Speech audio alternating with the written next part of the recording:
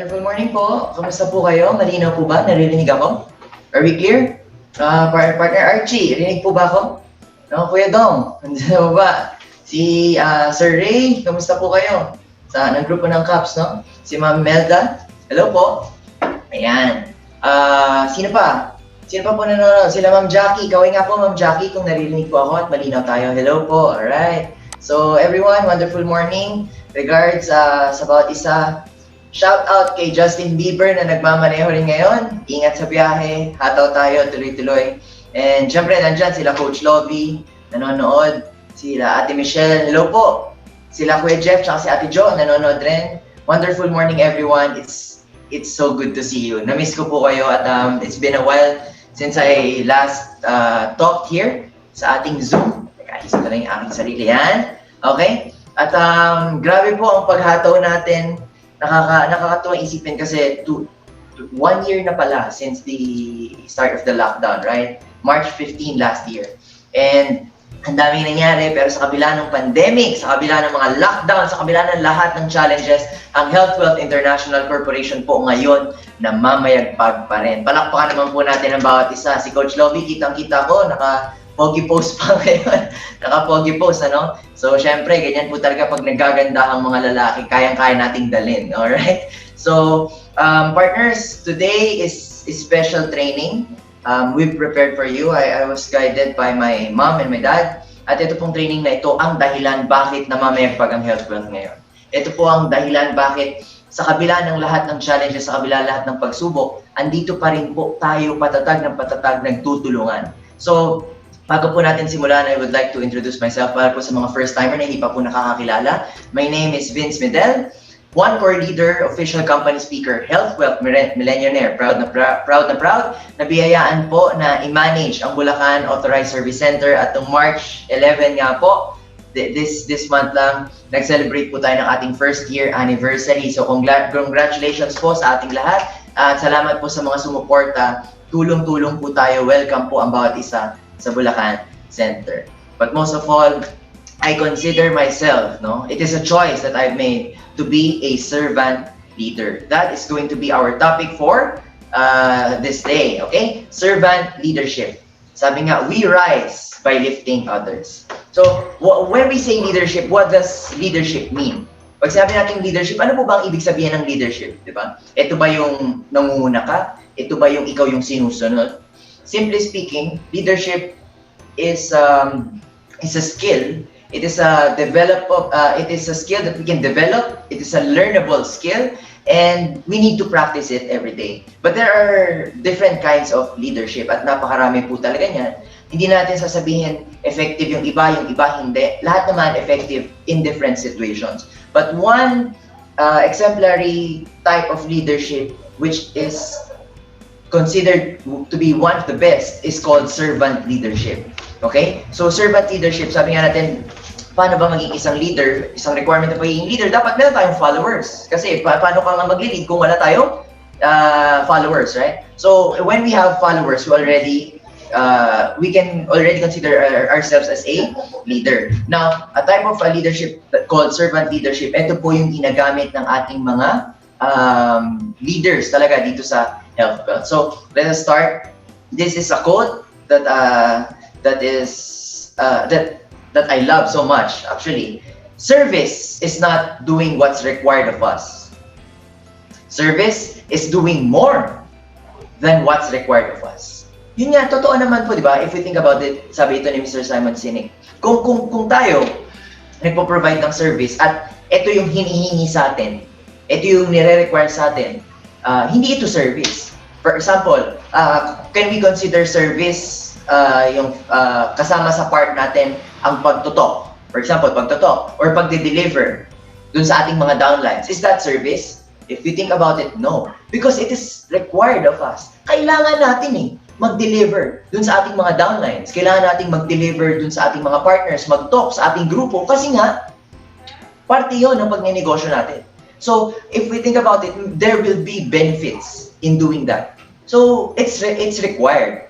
But what we can consider service is doing more than what's required of us. What's more? For example, magtotalk tayo, instead of magtotalk lang, we give something.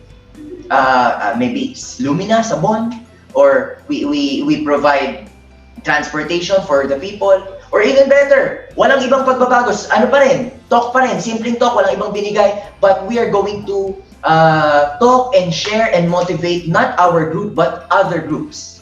If you think about it, that is service because that's not required of us. Is that correct? Hindi naman natin kailangan mag-talk para sa ibang group. Dahil unang-una, kung isipin nyo, network marketing structuring ang basis, walang magiging income doon. But that is what we can call service. It's more than what's required of us. At ang service po na yan ang naging dahilan bakit ngayong pandemic tayo po ay namamayagpag. Sabi nga, leadership is not a license to do less. Okay? Leadership is a license to do more. It is our responsibility to do more. Kailangan po natin maging mas responsible na gumawa ng mas marami kung gusto natin maging effective na leader. Now, when we say servant leaders, sino po ba ang mga leaders na nagkakam sa ating isipan? Yung mga naiisip natin na servant leaders. We can consider servant leaders. Ito po, one good example. Are you familiar with Mother Teresa? Alright? Mother Teresa is a servant leader. Hindi ko na po babanggitin yung kanyang surname kasi hindi ko alam kung paano i-pronounce, okay? Si Mother Teresa, familiar po tayo dyan. Mother Teresa is a servant leader. She is already a saint, okay? Mother Teresa spent 45 years of her life. Imagine that. 45 long years. Ako nga po, wala pa. Di ba? Ang dami sa atin, hindi pa umabot ng 45. Si Mother Teresa, 45 years ang kanyang buhay. Wala siyang ibang ginawa kung hindi alagaan yung mga may sakit sa kalbutan. Okay? Yung mga mahihirap, yung mga may kailangan. Grabe. She's a leader. She's being followed by a lot of people. But instead of just telling them what to do, she herself does it. Ginagawa niya mismo yung pagpapakain, yung pag-aalaga, yung pagpapaanak, yung pagtulong, pagpapaligo, pag-donate, lahat siya ang gumagawa. She's an epitome of a servant leader. So yan po ang ibig sabihin ng pagiging isang servant leader. Okay? So sino pa po? Mga good examples ng servant leaders. Martin Luther King Jr., an African-American Baptist minister. Minister po siya and he is an orator na magaling siya magsalita.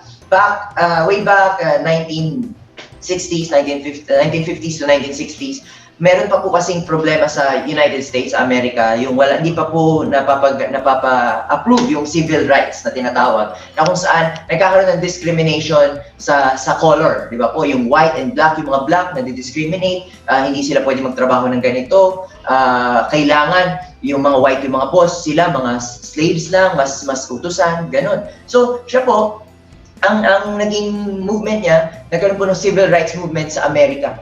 At ito po yung dahilan bakit nagkaroon ng equality sa Amerika, which inspired a lot of other countries to promote equality as well. So, Martin Luther King Jr., servant leader po talaga siya. Alright? Sino pa po? This is Mr. Nelson Mandela. He's a former president of South Africa. Si Mr. Nelson Mandela naman po, ang ginawa niya, nilabanan niya yung tinatawag nating apartheid. Ito pong apartheid, ito yung same concept do sa United States, pero ito po sa Africa, na karamihan lang, di ba? It is a system where non-white citizens were segregated from whites, na kung saan lahat nung hindi puti, walang rights talaga, as in total slaves. Mas matindi pa compared sa US. At nilabanan ito ni Mr. Nelson Mandela, and he is considered to be universally one of the exemplary leaders of the world. Pag sinabing universal, kahit saan ka pumuntang bansa, kino-consider si Nelson Mandela na mag-good leader. Kasi merong ibang bansa, for example, sa isang bansa, good leader yung isang ganitong tao. Sa ibang bansa naman, hindi gusto yung pamamalakad niya. But Nelson Mandela considered to be universally a good leader. Sino pa po? Siguro, medyo mas close sa atin at makaka-relate po ang karamihan. Recently lang po siya nag-rise. His name is Vico Soto. Vico Soto, Pasig City Mayor, considered to be a servant leader na talagang promote niya yung pagsaserve sa mga tao. He prioritizes the people. Yung pangangailangan ng mga tao. That's why the United States administration, this administration, Biden administration, has recognized Vico Soto to be one of its 12 international anti-corruption champions. Kasi mas pinaprioritize niya ang tao to serve people instead of his own priorities na mas pipiliin yung mga rakot na lang, na pwede bilang mayor ng Pasig, dami pera ng Pasig, pero instead nakunin niya yon. Talagang bato ng bato sa baba at makikita yung service na ginagawa ni Vico Soto. Siyempre, wag na tayong lumayo. Saan pa ba tayo?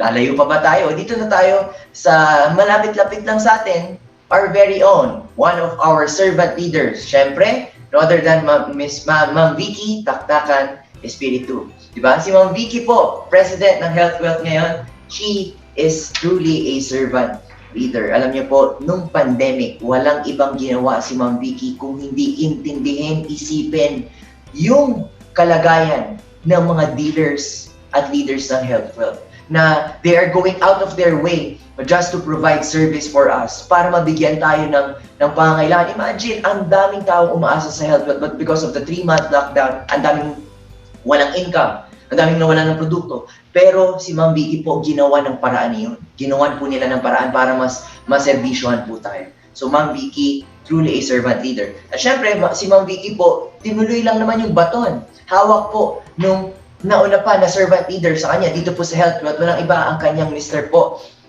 Joseph Espiritu, di ba? Si Sir Joey po, our President Emeritus, truly a servant leader from the start until now. Kahit po hindi na siya acting president, he still does everything for the company, for us. He serves us. No po, in his own ways. Grabe po ang ginagawa ni Sir Joey at ni Ma'am Vicky, kung alam niyo lang. At syempre, ito po, proud na proud din po ako. My mentors, my uplines, my parents, alright? Mr. Mel and Mrs. Cora Medel, Health Wealth Pillars, I know that all of you know this, they are servant leaders because they're doing everything for us. Tama po ba? So, everyone, I've mentioned, hindi na kasya eh. Ang dami natin pwedeng banggitin na servant leaders. Dito lang sa Health Wealth, ang dami na. All of these leaders have the same qualities. Okay? Okay? So, what is a servant leader? Pag-usapan natin ngayon, ano po ba ang ibig sabihin ng pagiging isang servant leader? Pag sabi kasi nating servant leader, di ba? From the word itself, servant, we need to serve, to lead. Parang contradicting, right? Contradicting siya eh. Paano tayo mag-lead kung tayo nagsaserve, di ba? Kasi pag nag-lead ka, ikaw yung nauna, ikaw yung nagsasabi, ikaw nag-uutos, parang gano'n yan dating. Tapos paano ka rin magsaserve at the same time? Hindi po pala siya gano'n, hindi siya gano'n. Okay? When we say servant leader, we do both. Yes, we are leading, but at the same time, we are serving. Who do we serve? The people who we are leading. Why? We need to set an example po kasi. Hindi pa pwedeng puro lang tayo utos, do this, do that, but we do not do things on our own. Mahirap po yun. Alright? So, a servant leader is this. Okay? A servant leader puts the needs, interests, and aspirations of others above their own. Ibig sabihin, selflessness. The servant leader prioritizes his or her people over his or her own interests. Mas importante yung mga tao kaysa sa kanya. At lahat ng nabanggit natin kanina, prime example po sila ng mga servant leaders. They prioritize their people over their own. So, servant leadership flips the typical leadership script na kung sino yung nagli-lead, siya lang yung nasusunod, siya lang yung nauna. No, it's different. So, a servant leader prioritizes the team's growth and he or she puts his ambitions on the backseat. Na talagang hindi muna yung sa akin, uunahin ko sila. That's what we're doing in network marketing, right? Simple, sa ating marketing plan lang eh. Ito yung ating account, for example, single account, A and B. Pag kumita si A, di ba? Pag kumita si B, tuloy-tuloy, meron magiging income. Swak na swak sa network marketing sa binary system ang pagiging isang servant leader because we serve our downlines, we serve our partners. And in turn, pag sila kumita, sigurado tayo rin kikita.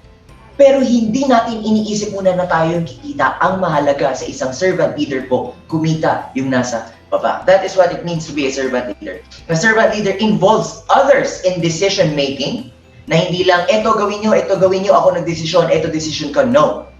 The decision of other people, the servant leader's followers, are important. They're involved in the decision making and is strongly based in ethical and caring behavior.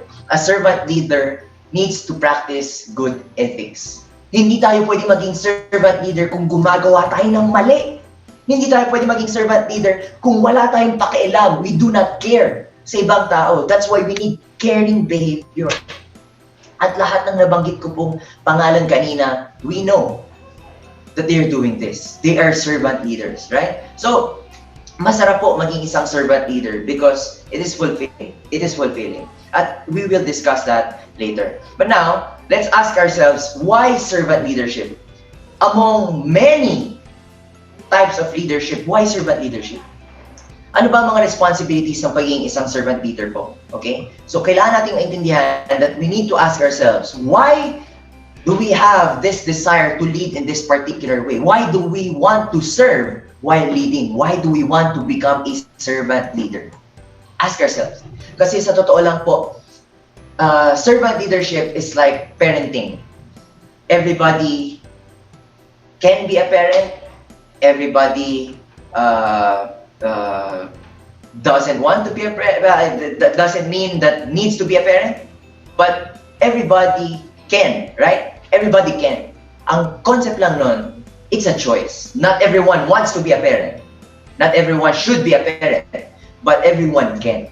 Because it is a choice, and it is our choice to be a servant leader by doing good to others. Because the key element of servant leadership is to serve others. Kaya nga servant leadership eh. Therefore, it has to come from a genuine motivation to do good. If we have bad intentions, if we prioritize some money or fame first, it's hard. Actually, it's impossible to become servant leader. Because servant leadership means selflessness. We prioritize other people and we do good, genuinely. Okay? So, there are responsibilities to becoming a servant leader. Number one, we need to determine who gets in and who doesn't get in an organization, I mean. So, that's why great leaders start with why. What do we mean by who gets in and who doesn't get in? It's going to be hard, extremely hard to serve someone who's doing bad things. Is that correct? Mahirap. Paano ba natin, bilang isang leader, meron tayong downline. Yung downline natin gumagawa ng mali, gumagawa ng masama, pinapahamak yung mga kasamahan within the organization at kahit mga tao sa labas ng organization, tayo mismo, mahihirapan tayo, kahit gusto natin, mahihirapan tayong iserve yung tao na yun.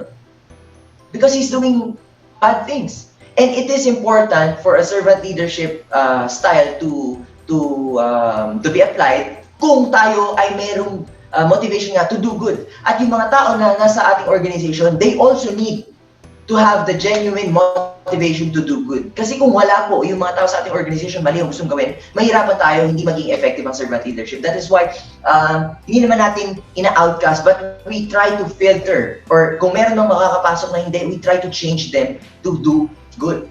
That's why we determine who gets in and who doesn't get in. Kasi kung meron talagang si Raul loko, masamang loob, they shouldn't be in the organization because it will affect everyone. And it's going to be hard to apply servant leadership in an organization where there are people who are doing bad things. Okay? So, number one, we need to determine who gets in and who doesn't get in. That's why great leaders, sabi nga natin, start with why, di ba? Bakit ba natin gagawin ng HealthWealth? Ba't ba tayo nag-join sa organization na ito? Para makatulong, right? Para makatulong, ano pa? Para makatulong. So, ganun po ang pagiging isang servant leader. And another responsibility of servant leadership is to decide how big the circle of safety will be. Great leaders extend the circle of safety to its outermost edges. Ibig sabihin, lahat ng tao sa organization natin, hindi lang yung mga kakilala natin, lahat yan pasok at dapat ine-extend natin doon. Which means, as a servant leader, hindi lang natin isi-serve yung mga leaders natin na kumikita na meron na rin mga grupo. We will try our best to serve even the ones at the bottom na mga kakasali pa lang, mga kaka-join pa lang, mga kakabili pa lang ng product pakat wala pang idea na hindi pa kilala yung iba. We will try to serve them as much as possible. Na kung kailangan nila ng delivery ng products, di-deliveran natin sila. Kung kailangan nilang turuan ng goal setting, kahit wala pa silang alam, tuturuan natin sila. Dahil gusto natin gumawa ng mabuti at tumulong sa ibang tao. That is servant leadership. So, for us to be a servant leader, I know most of us here in this room, ang ganda ng number natin. Participants, exact participants right now, 111 participants. Ang galing naman talaga, nakakatuwa po, no? So, 111 participants, hello po sa inyo. All of us, 111, are, I know, wants to be servant leaders. And why? Because it's what Ma'am Vicky does, it's what Sir Joey does, it's what my parents do. So, let's be servant leaders. Now, here are 10 principles in becoming a servant leader. Para po tayo maging servant leader, we need to practice these things, okay? 10 principles. At lahat ng ito po nakasentro sa pagtulong. Helping other people. We need to help other people. This is the concept of servant leadership. So 10 principles or 10 characteristics that we need to practice for us to become a servant leader. I-discuss natin isa-isa ngayon. And let it be known that we need to lead from the heart. Kung gusto natin maging servant leader, first of all, kailangan mag-lead tayo from the heart. Not from our pockets, not from our minds, but from our hearts. Na yan ang dahilan bakit natin gagawin ito. To help other people. So, the first principle, before I share this, no, I want to tell you a story about my father, Mr. Mel Medel. This story is about him in his drive to help other people and to become a servant leader. Napansin ko po, Mr. Mel Medel, we can say that Mr. Mel Medel is universally regarded as a great leader, especially in the multi-level marketing industry. Kaya nga, nabansagan niya po si Daddy, kaya diba, Mel Medel, MLM. Pagka MLM, Mr. Mel Medel talaga, kilalang hindi lang sa Healthwealth, in other companies. They might not be in this company, but they respect him because they know he's doing good to others. At ano yung naging sikreto ni Daddy? Bakit siya naging excellent leader?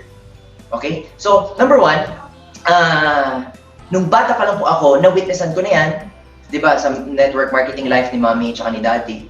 They've been in the industry for 23, 24 years, I think. Or less, mga 20 years siguro.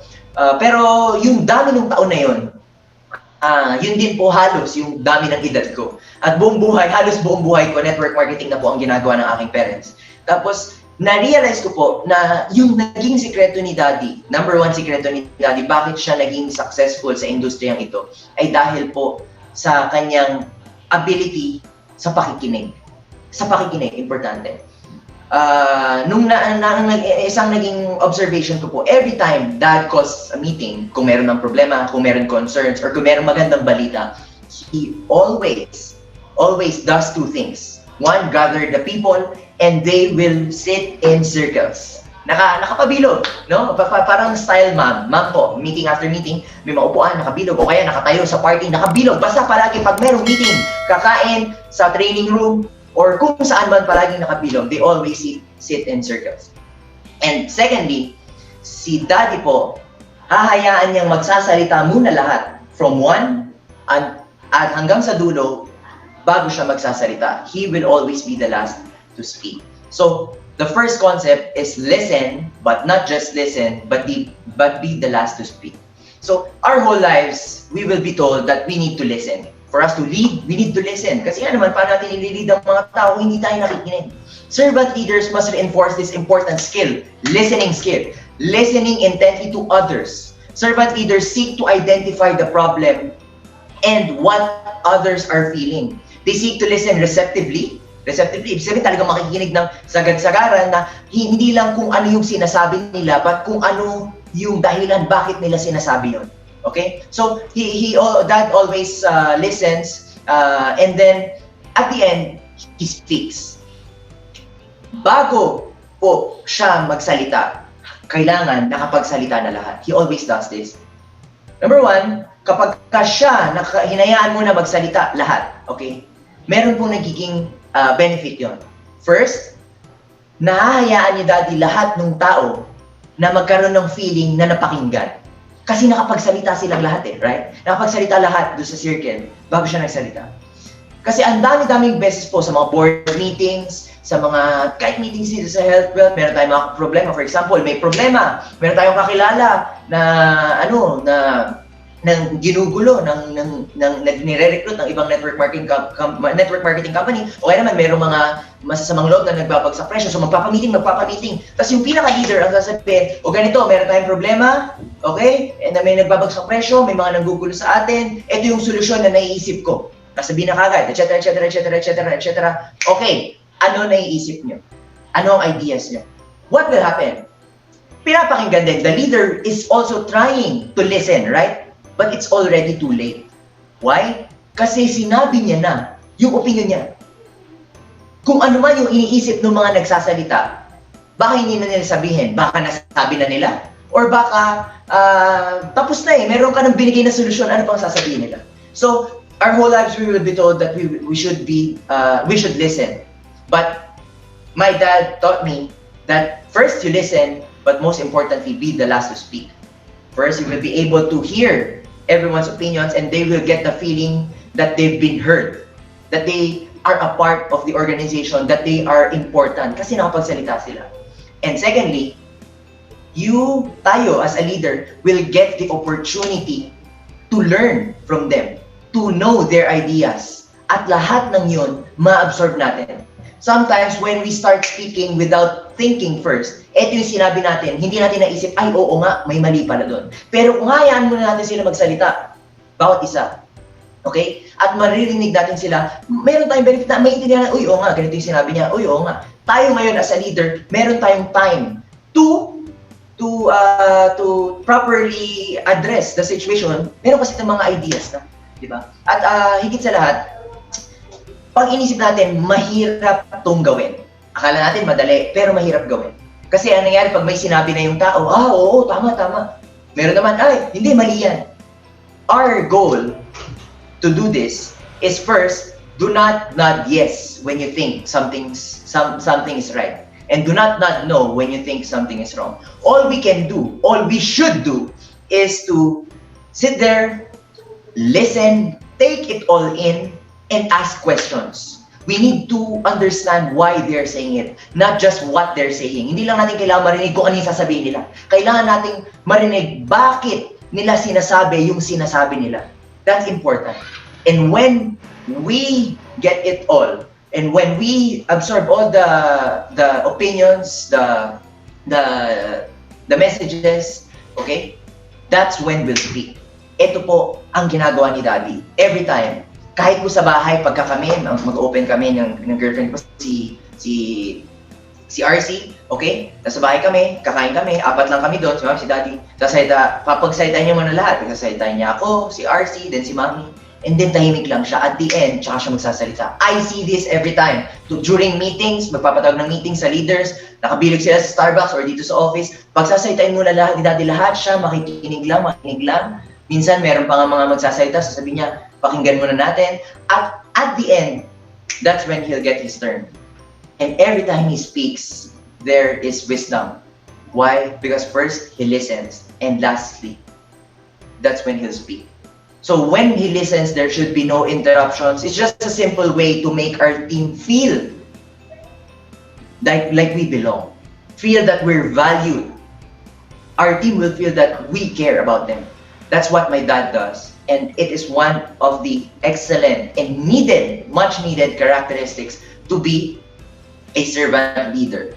First, we listen, and then we need to be the last to speak. Okay? So partners, may mga natututunan po ba? That's the first principle that we need to apply. And tayo po dito, ginagawa natin to. We are blessed in Health Wealth kasi po ang daming servant leaders na nag-a-apply ng mga principles na ito. At una-una nga na nabanggit ko po, nandyan yung ginagawa ni Daddy. At marami pa po, alright? So our next principle is about, we should call this, I love this word actually, it's called practice empathy. So servant leaders must strive hard to understand and empathize with other people. Because other people need to be recognized, they need to be accepted, they need to be heard. This is linked with the first principle, listening and being the last to speak. Practicing empathy is understanding them, not just listening, but understanding. Hindi lang yung pinakinggan natin at narinig natin, tapos na, iniintindi natin bakit. When we say empathy, it's about showing care and genuinely think about another person, not just their output. Yung tipong, isang sample niyan is di ba? How do we practice empathy? Kasi nakakalungkot man po isipin, yan po ng leaders fail to practice empathy. Na kung saan, one good example, if we do not practice empathy, ganito ang nangyayari. Meron tayong partner, ginoal set natin siya for the first month, okay yung production. Pagdating ng second month, medyo bumaba. Ano nangyari? So lalapitan natin siya. Partner, what happened? How are you? Diba? Your numbers, your production has been down for the third week in a row. 3 weeks na medyo baba yung production natin. Ano nangyari sa'yo? Pagka ikaw, hindi ka pa nakapag-produce, hindi mo na-correct yan, ay, nakakalungkot, pero baka hindi na kita mabigyan ng oras at hindi na kita masuportahan. Is that practicing empathy? No. Nakakatuwa kasi tinanong mo, how are you? Kumusta ka? Bakit ganyan yung problema? Pero nagsabi na kagad na kung hindi mo maayos yan, baka hindi na kita suportahan. How do you think that person will come to work, will come to do prospecting, will come to do network marketing, will come to do health wealth the next day? Do you think they'll be inspired? No! They'll feel bad about it. Kasi, di ba, if we do practice empathy, one excellent application of empathy is when we ask the person, we truly want to know his answer, his or her answer. Pag tinanong natin, kumusta ka? Hindi lang yung may masabi lang na uy, kumusta? Pagkakausap mo, nakatalikod ka na kagad. When we say kumusta, talagang gusto natin malaman kumusta. We really want to know the answer, kung kumusta ba siya, kung okay ba siya. One sample na nagpa-practice tayo ng empathy, same concept nung kanina. Meron tayong partner, first month, nabot niya yung goals niya. Second month, medyo bumaba sa third week ng second month. Kasi sabihin natin, partner, how are you? Kumusta ka? Medyo bumaba yung production mo this week. Ano nangyari? Anong problema? Diba? Meron ba akong magagawa para sa'yo? Gusto ko maintindihan. That's how we practice empathy. And then we listen and understand what happens. We cannot be hard on everyone. Why? Because we do not know what's going on in their lives. Yung first month, okay siya. Masaya siya. Yung second month, pre-make nun jowa. Wala tayong kaalaman. Diba? So, hindi natin alam. O kaya naman, meron siyang malaki utang na dapat bayaran. O kaya naman, yung pamilya may problema. O kaya naman, nagkasakit pala yung tiyahe na kailangan puntahan. O kaya namatayan. We do not know. But that is the point. We do not know. Okay? We do not know. So, if we do not know, why will we exert yung strictness? Bakit tayo maghihigpit na dapat ganito gawin mo? Ito yun eh. Ikaw yung gagawa niyan eh. We also need to understand them. Being a servant leader doesn't just put everyone to do what they need to do. We assist them. We do what we can to help them as well. We practice empathy. Isang paraan para po sa pagpapractice ng empathy, ito, isang magandang sample na makaka-relate po sa lahat. Sino po sa atin mga pumipila sa mga ATM? Sino po sa atin mga pumipila sa mga, what do you call this? Sa bangko. Di ba sa bangko, sa bangko, pipila tayo kasi quarantine, bawal maraming tao sa loob. So ngayon, may mga pila-pila, di ba? Dahil nga pandemic. O kaya naman sa mga toll gate. Sa toll gate na lang, yung mga pila ng sasakyan papunta sa toll gate or pila na lang sa mga bus stations. Kung meron tayong empathy, ano mangyari? For example, merong isang sasakyan, sisingit sa atin, sisingit na tayo. Anong gagawin natin? Nakapila tayo ng gano'n, tapos medyo malayo yung space, di ba? Nakapila ng gano'n, medyo malayo yung space, tapos biglang may isang sasakyan sisingit. Anong gagawin natin? Usually gagawin natin, bababa natin yung bintana, pagbaba ng bintana, pumila ka doon, nakapila kami dito eh, di ba? That's not practicing empathy. If we practice empathy, we will let them in. Because why? We do not know. Hindi natin alam ba't siya sumisingit. Maaaring nadudumi na siya, kailangan niya na umuwi. Maaaring late na siya sa isang presentation na sure kukuha ng 7 bags, pero pag siya na late, hindi na mako-close. Maaaring may aksidente, kailangan niya puntahan yung mga mahal niya sa buhay. O pwede rin naman, si Raulo lang talaga, gusto lang sumingit. We do not know. But that is the point, we do not know. And if we practice empathy, we will let that car get into our lane and arrive wherever we go 1 car length late. Ano ba naman yung nalate tayo ng isang sasakyan lang? Hindi naman oras. Hindi nga minuto eh. Isang sasakyan lang.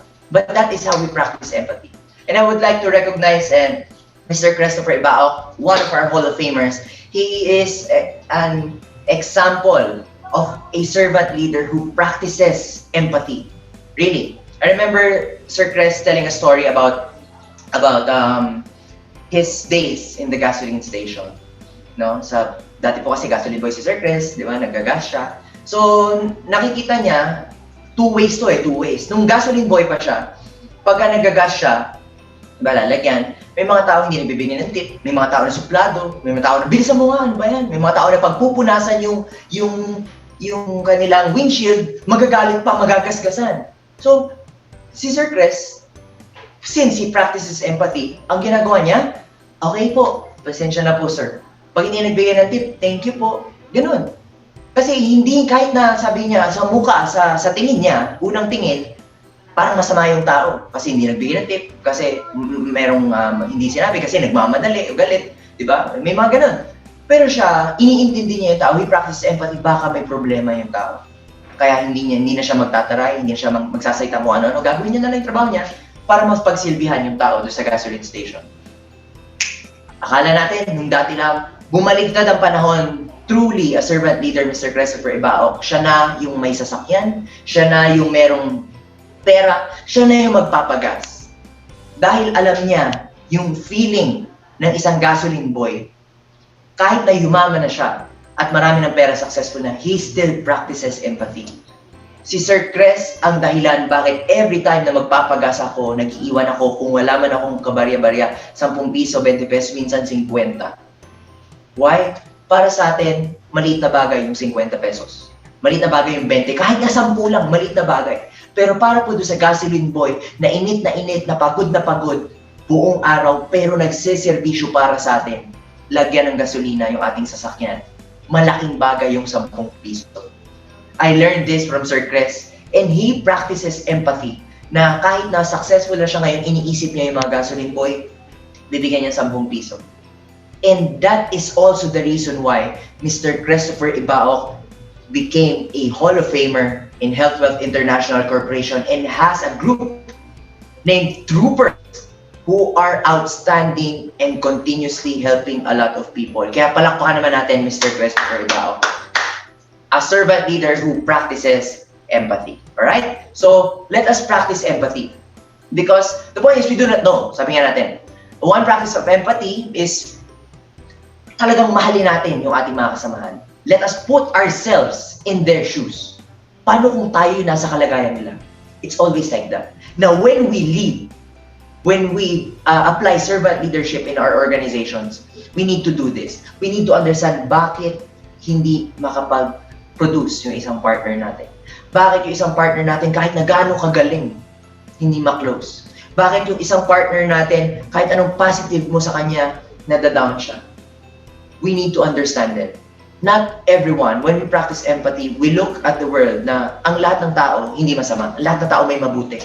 Meron lang dahilan, personal experiences in life, or personal conditions na kinakaharap ngayon kung bakit nila nagagawa yung mga bagay na yan.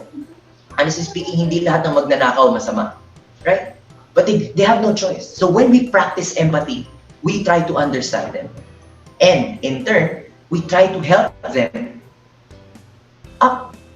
We help them up. At pag sila natulungan, tayo rin matutulungan. That is servant leadership. So it is important, it is extremely important to practice empathy because this is the core of our business. Okay? So, principle number 2, practice empathy. Thumbs up kung naririnig po ako, may natututunan. No? So, ayan po. Thank you. Partner Rowena. Okay? So, ayan.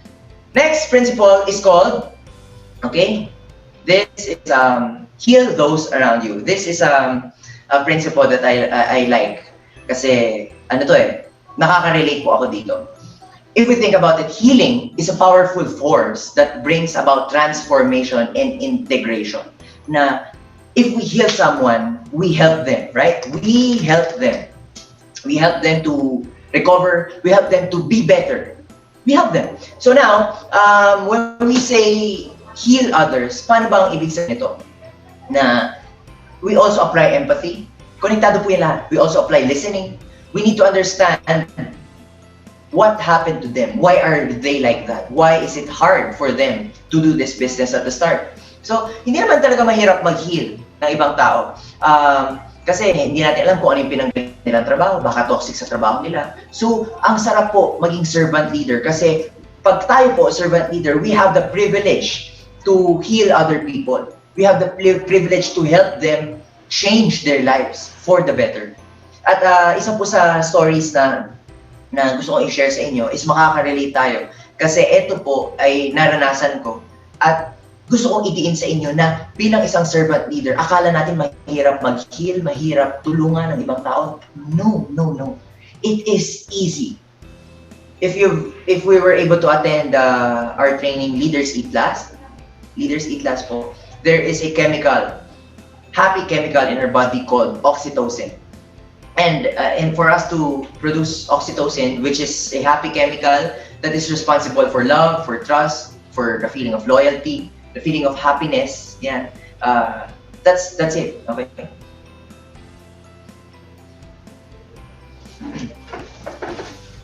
Wala.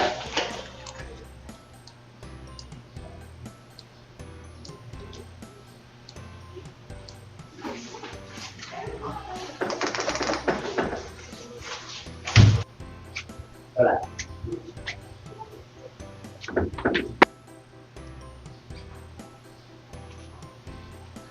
Iba lang po sana ako na. Hello po, hello? Are we clear? Kita niyo po ako? Ayan, hello po, hello? Nagkaroon tayo ng konting nag-flicker yung lights, siguro po sa sa electricity. Malinaw na po, kita na ako, kita na. Hindi ko pa po kayo kita, sorry, medyo hinintay lang po natin mag-load yung screen. Alright, so to continue, saan ba yung ulit yung sinabi about healing, right? Akala po natin mahirap mag-heal. Pag sabi heal, ano ba heal? Papagalingin? No? Simple lang po. We heal people simply by touching them, shaking their hands. Pero ngayon, hindi pwede. Fist bumps. We practice and we utilize oxytocin. We utilize oxytocin na kung saan we show people gratitude or yung tinatawag po nating generosity, act of human generosity. Ito ang mga paraan kung paano po tayo makakapag-heal. Simply, without doing anything, simply by letting a person know that we are there for them, we can heal them already. Kunyari, meron pong tao, nahihirapan ngayon, maraming problema. Kahit wala tayong ibang gawin, iparamdam lang natin sa kanila, let's just exert a little more time and a little more effort, kahit konti lang, para maiparamdam sa kanila na nandito tayo para sa kanila, that we are here for them no matter what happens. We can heal a person already. Hindi natin kailangan gumawa ng mga engranding sorpresa. No, no, no. It's oxytocin. It's just that we need to be there for each other. And that's why I want to tell you a story about me and one of my closest friends, Mr. Diggs Novio. Okay, Diggs Novio, si partner Diggs, I think he's also watching right now. At nakikinig yun. Nasa driving school lang ata siya kung di ako nagkakamali. Pero nakikinig yun. Mr. Diggs Novio is a person who's an introvert, but now an inspiration. But way back 2017, when we were just starting, kaka-full-time ko pala po. Hindi po naging madali. And ito po yung panahon na binibuild pa lang po namin yung Health Wealth Power Bulacan. At syempre, leading to a service center, hoping magkakaroon po na service center. Hindi po madali. Nung first year, kaming dalawa lang po nag-iikot sa buong Bulacan, kung saan kami makakarating. Punta dito, punta doon, demo dito, demo doon. Kinakaladkad niya lang ako. Papakilala lang ako sa mga kakilala niya. May mga bumibili, but nobody believes in doing the business. Talagang kasi paano lahat ng kakilala ni Diggs, konti introvert, konti kakilala, mga kakilala niya, mga kamag-anak. Yung mga kamag-anak, gusto lang tulungan siya, pagbibigyan lang siya, pero para gawin yung negosyo at tumayo at maging part ng Health Wealth International Corporation as network builders or kahit nga retailers lang, wala. Lumipas ang panahon, 1 taon po, ang daming rejections, ang daming discouragements. Nakakapagod po. Pero ako, syempre, ang turo sa akin ni Mami Tati, positive lang. Trainings dito, trainings doon. Pag napagod, connect. But deep inside, nakakapagod pa rin talaga. Kasi paulit-ulit, walang naniniwala, walang nakikinig. Hanggang sa ako, uuwi ako sa bahay, sobrang sasabihin ko kay Mami Tati, Ma'am, Dad, ganda na. Ang dami namin nakausap ngayong araw. Punta dito, meron kaming kukuha, ganyan. Pero next week, wala pa rin production. I mean, may bumili, pero wala pa rin kaming maisama. May mga napapabili naman tayo kasi well-equipped naman tayo sa trainings. Pero walang naniniwala na walang sumasama. Wala kaming madalang tao para tumayo rin as a leader. At inamin sa akin ni Mami tsaka ni Daddy, sabi nila, pinag-uusapan nila, grabe yung positivity ni Vince, no? Kung pagka-uuwi, proud na proud, ang daming natulungan, ang daming nakausap, papasabog, sobrang yung optimism na kahit na maliit pa ngayon, darating yung panahon, lalaki ang Bulacan. Pero sabi nga nila, pero lalaki nga ba talaga ito? Kasi ang tagal na isang taon ni isang tao, wala pa kaming maisama. Buti na lang, after 1 year, doon dumating si Brother Reggie, at sila, Ate Cora din sila ko Edwin. So, nagkaroon na resulta. But bago dumating si Reggie, bago dumating sila Ate Cora, sila ko Edwin, at lahat ng Bulacan ngayon, Reva, Isiha, Pampanga, name them, hindi naging ganun madali po. And there was a point, I would like to admit, I almost gave up. Munti ka na rin po ako sumuko kasi nakakapagod. Na paulit-ulit, ginagawa, wala pa rin. Pero ang naging sikreto, bakit po ako hindi tumigil? Kasi sabi ko lang, kausap po si Dixon eh, bro, papalaki tayo, konting tiis lang. Tapos syempre, downline ko. Hindi pa pwede mag-negative ako, di ba? Positive lang. Sabi niya, oh bro, ramdam ko naman. Pero bro, bakit gano'n? Parang malungkot ka ngayon. Kahit na anong power mo, ramdam ko malungkot ka ngayon. Sabi sa akin ni Dix, introvert yun, naramdaman, malungkot ako. Syempre, nagulat ako. Hindi bro, kasi alam mo naman, syempre, dami na nating challenges, may mga bayarin. Tapos, di ba, looking forward. At ano ko nun eh, talagang gusto kong mag-redemption sa family po namin. Kasi may mga challenges na nangyari ng mga time na yun. Yun yung dahilan ba't ako nag-full time. So gusto ko talaga mapatunayan na lalaki, etong HealthWealth, lalaki lalo na yung Bulacan. Pero ang hirap. Doon ko na-realize ang hirap. Sabi sa akin ni Dix, ganun ba? Okay, anong plano mo bro? Sabi ko, hindi ko nga alam bro eh. Pero hindi tayo pwede sumuko. Sabi niya, oh bro, hindi tayo pwede sumuko. Pero alam mo, gusto ko lang sabihin sa'yo, kahit na sumuko ka man, thankful ako sa'yo kasi naging magkaibigan pa rin tayo. No, natutunan, no? Dami ako nakilala, sabi niya. Tapos, sabi din ni Dix, kahit na, hindi man tayo yumaman talaga dito sa HealthWealth, no? Nandito pa rin ako, thank you bro, thank you. Yun lang sabi niya sa akin. What he did was not to just motivate me, no? Sabi, may salita nga siya, kahit na hindi tayo maging mayaman kahit na tumuko na tayo, okay lang. But what he made me feel was that even if I do not succeed, even if the challenges overcame me, talagang nilamon ako ng mga pagsubok at hindi ko na kinaya. Sinabi niya sa akin na kahit na ano mangyari, he will be there for me. We will still be friends. At sinabi niya rin sa akin na kung hindi dahil sa akin, bro, hindi rin dahil sa'yo, hindi ko alam kung ano nang gagawin ko sa buhay ko. So that's when I realized, meron ng isang tao umaasa sa akin. Iniisip ko, mahirap. But merong isang tao na umaasa sa akin, si Diggs. Sa Bulacan. Tapos merong mga tao na naghihintay sa amin. At kahit anong mangyari, maging failure man kami nung time na yon, alam ko nandun siya kasama ko. So, the fact na sinabi niya lang sa akin yun, wala siyang kaalam-alam pa nun eh. Pero the fact na nandun siya para sa akin, naging strength para sa akin, naging na-heal yung problema ko na nakakapagod. Yung pagod, yung frustrations, yung hirap, tanggal lahat yun. Dahil lang meron tayong kasamahan, meron tayong partner na pinaramdam sa atin na nandun tayo para sa kanila. So as a servant leader, that's all we need to do. We need to be there for the people who needs us. We need to be there for them even if they're having challenges during the happy times, but most especially the hard times. Kahit anong mangyari, yun lang po. And when we become a servant leader, it's going to be easy for us to heal other people. And when we heal other people, our organization will grow. And of course, it's just a byproduct, but income will grow as well. Kaya nga si partner Diggs, introvert yan dati, pero ngayon, inspiration.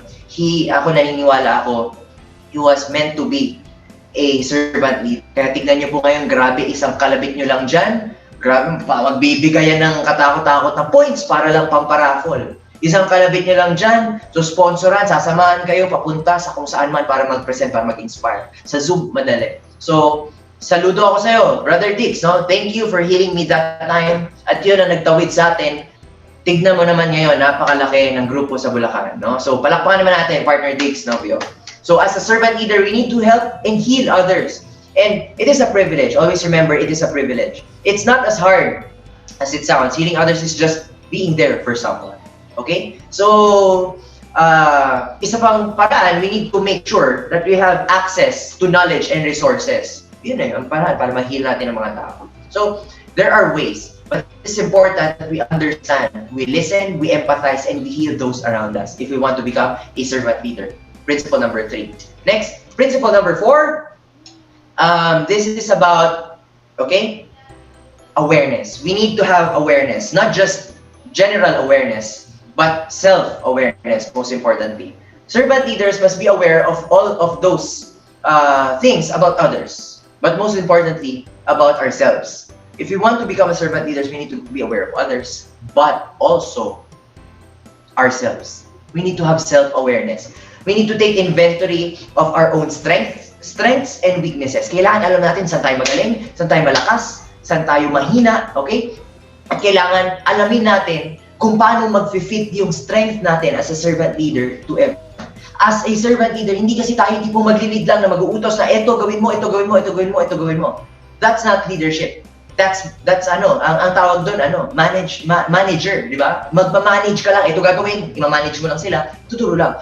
As a leader, especially as a servant leader, we will do it equally. Kung ano yung trabaho yung ginagawa nila, yun din yung gagawin natin. But bawat isa sa atin, nagsaserve sa bawat isa din, we will have strengths and weaknesses. So we need to be aware of our strengths. Alam ko magaling ako magsalita, pero mahina ako sa prospecting.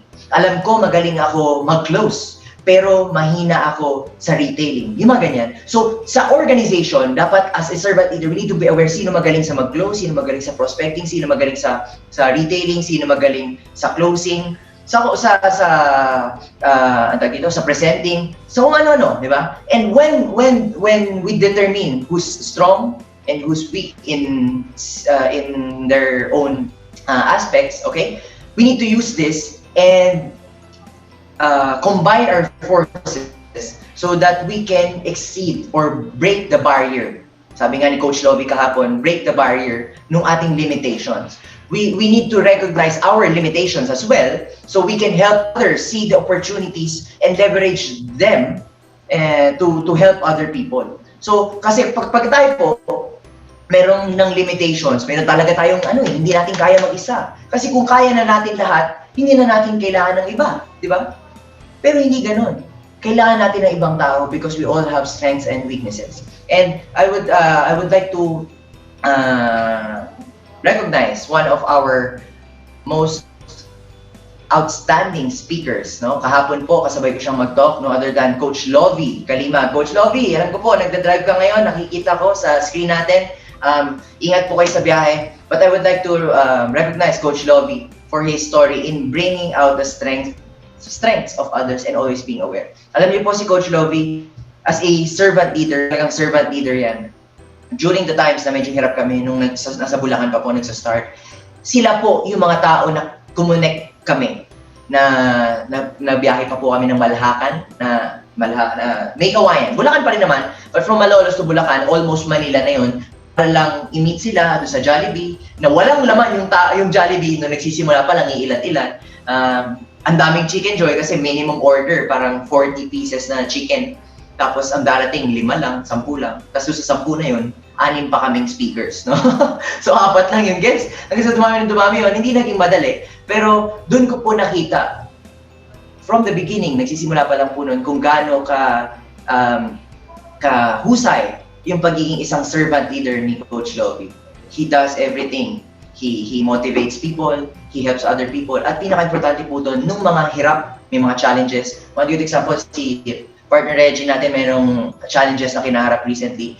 Si Coach Lovie, sobrang aware siya dun sa weaknesses and strengths niya. At alam niya, dun sa strengths niya is makapagpamotivate ng ibang tao din. Alam niyo, hindi man nagsasabi si partner Reggie may problema siya. Nilapitan siya ni Coach Lovie because of his awareness nga na, oh, Reggie, kamusta ka? Anong problema? Parang down ka. Ramdam niya yung problema. At doon, nag-usap sila hanggang sa, ito yung naging dahilan bakit si Brother Reggie nag-move. Ibig sabihin nag-move, nag-ano siya, na hindi pa man din totally na-solve yung problem because hindi naman si Coach Lovie magsasolve ng problem. Pero imbis na nakastuck lang si Reggie na walang ginagawa, kumilo siya. Meron siyang ginawa para kahit paano ma-solve yung problema at dahan-dahan. Ganun po si Coach Lovie. And he knows his weaknesses. Ang kagandahan nun, because he is aware of his own weaknesses, si Coach Lovie, he continues to develop these weaknesses. Diba? Ay, ang huhusay ng presentations ni Coach Lovie ngayon, lalo na yung kahapon, breaking the barrier. Naku po, abangan niyo po yan sa ating Zoom presentations. It is a special training about breaking the barrier. What kinds of barriers?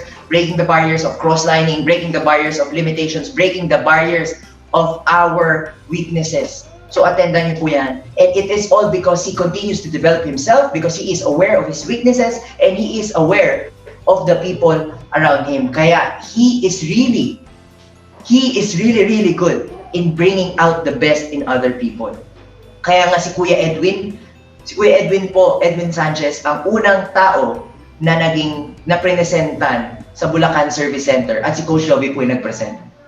Si Coach Lovie noon, kinausap si Kuya Edwin, silang dalawa lang, nandun lang kami sa kilid. Si Kuya Edwin walang-wala, ni pambili ng isang bote, wala. Pinahiram lang siya namin, si Coach Lovie nagbigay, kami, apply niya, si Ate Coraline nagbigay, 5 bote pinaikot niya. Ngayon po, because of Coach Lovie, we can say si Kuya Edwin nagta 30,000 per week. Imagine that, 30,000. Malungkot na siya pag siya tsumeke ng 15 to 20,000 per week. And we can say that this will never happen kung hindi rin dahil sa guidance at sa pagiging aware at sa pagiging isang servant leader ni Coach Lovie Kalimag. Let us give him a round of applause. Nandiyan po, nanonood siya ngayon, nanonood. Alright? So next, self-awareness and awareness in general. That's the 4th principle. The 5th principle that we will discuss this afternoon is about, okay, persuasion. Persuade without being forceful. True leaders do not just command. Leaders do not command. Those who command are commanders. Kaya kung tayo under ni commander, iba yun. But if we want to lead, okay, we do not command, do not tell people what to do. We persuade, we convince them without force. How do we do that? Dinidiscuss po natin yan. Start with why. Okay? So, servant leaders are capable of convincing people. Okay? In different ways, iba-ibang paraan. May kanya-kanyang paraan tayo eh. And never make use of their authority, yung ating authority, para mamuwersa ng ibang tao, to make people do things, to do something for us. No. Servant leaders instead, what do servant leaders do? Servant leaders motivate, encourage, but most of all, inspire other people to take the desired course of action in our common goal. Kasi nga po, kaya tayo nagsa-start with why, kaya nga as a servant leader, we need to know and determine who gets in the organization. Because if we do not believe the same principles, the same values, the same things na makatulong, na gumawa ng mabuti, hindi natin isasama sa ating organization because hindi natin sila mapapersuade. If we want to be a servant leader, kailangan natin sila i-convince, kailangan natin sila i-persuade, at hindi natin sila pwedeng utusan. Okay? So, servant leader seeks to convince others, at hindi lang basta-basta convince, kesa po mapilitan sila mag-comply, kasi nga, tayo, para ma-convince natin sila, we need to show them and let them feel what we believe. That's why we need to find the people who believe what we believe. Because if we hire people, kahit na may mga magagaling na tao, even if we hire a lot of people who are good in network marketing, hire tayo mga networker, alayan natin, ito may babanggayan yung head, siya ganyan, tapos tatrabahuin nila yun, tatrabahuin. Hindi pa rin magiging successful. For a time, maybe, kikita. But to be truly successful, mahirapan tayo. Because we only force them. How did we force them? Sabi mo, hindi ko naman siya inutusan. Hindi mo nga inutusan, but you offered something in return. At pamimwersa na rin yun, in a way. Pamimwersa. Kasi, paano pamimwersa yun? They worked. They did health wealth, not for you, or not for the cause, but for the money. If we just hire people and we try to command them, they will just do this kasi meron silang mapapala, may income, di ba? But try, kung ganun ginawa natin, merong ibang tao sa labas, merong ibang network marketing company, merong ibang opportunity per se na nag-offer sa kanila ng mas magandang value, mas magandang kitaan. Without skipping a beat, wala na yun. Maaalis. Right? Because we're just commanding them. But if we persuade them, okay, it is different. If we can express what we believe, it's going to be different. So, dito po sa case na ito, I would like to share to you yung palagi kong sinasabi. Idol na idol ko po, one of my mentors din, bukod kila mami at kay daddy, is Mr. Joseph V. Espiritu. Si Sir Joey po ang isang tao na napakahusay naman nga talaga mag-persuade. Ever since I was a kid, I've been a member of Health Wealth International Corporation since 2006, same year with parents. Naging dealer ako noon pero hindi ako active. Akay-akay lang ako ng aking mga magulang, nanonood lang, nakikinig. So lahat ng anniversaries, lahat ng events, lahat ng mga videos na meron, napanood ko po. At sa lahat, for the first decade, for the first 10, 11 years in Health Wealth, si Sir Joey po, sa lahat ng talk niya, wala po tayong ibang word na mas madalas niyang sabihin. Wala siyang ibang salita na mas madalas sabihin kung hindi yung salitang believe. Sir Joey always says, I believe. I believe. I believe. I believe we will be successful if we help other people. I believe you guys will be happy and successful and earn a lot of money so that you can help other people. I believe in health. I believe that health is wealth. Ganon paragi si Sir Joey, I believe siya. He's not saying, I have a plan, di ba? Hindi naman sinabi ni Sir Joey, may plano ako para sa inyo. Ito gagawin nyo, go. No. Sinasabi ni Sir Joey, I believe. What happened? Si Sir Joey ngayon, he attracted the people. He never commanded them. He just persuaded them. He convinced them because of saying what he believed. And these people are pillars. Mr. Mel and Mrs. Cormedel. Then there came Kuya Poldi. Then Mr. Warren Torres. Then Jolandas and the whole of Horderay Group. Diba? Mr. Francis Tamisen, Sir Christopher Ibao. Yan sila. Yung mga tao na yan, na dahan-dahan naniwala, na persuade. Hindi pinilit, pero pinersuade. They were persuaded because my parents believed in what Sir Joey believed. So they took Sir Joey's cause and made it their own to help a lot of other people. To help and to give service to others by giving a good product and an excellent marketing plan. So in turn, the people like Kuya Poldi, like Ma'am Jolandas, Mr. Warren Torres, they listened and they were persuaded as well by my parents, and they took my parents and Sir Joey's cause and made it their own. And they shared it to other people and persuaded, and lo and behold, 15 years later, 250,000 dealers na po ang Health Wealth. At sa mga dealers na yon, naniniwala tayo, ni isa walang nag-join para kay Sir Joey. Ni isa walang nag-join para sa mga magulang ko. Those people believed and joined Health Wealth not for Sir Joey and my parents, for Ma'am Vicky. No, not for them, but for ourselves. We joined Health Wealth for ourselves.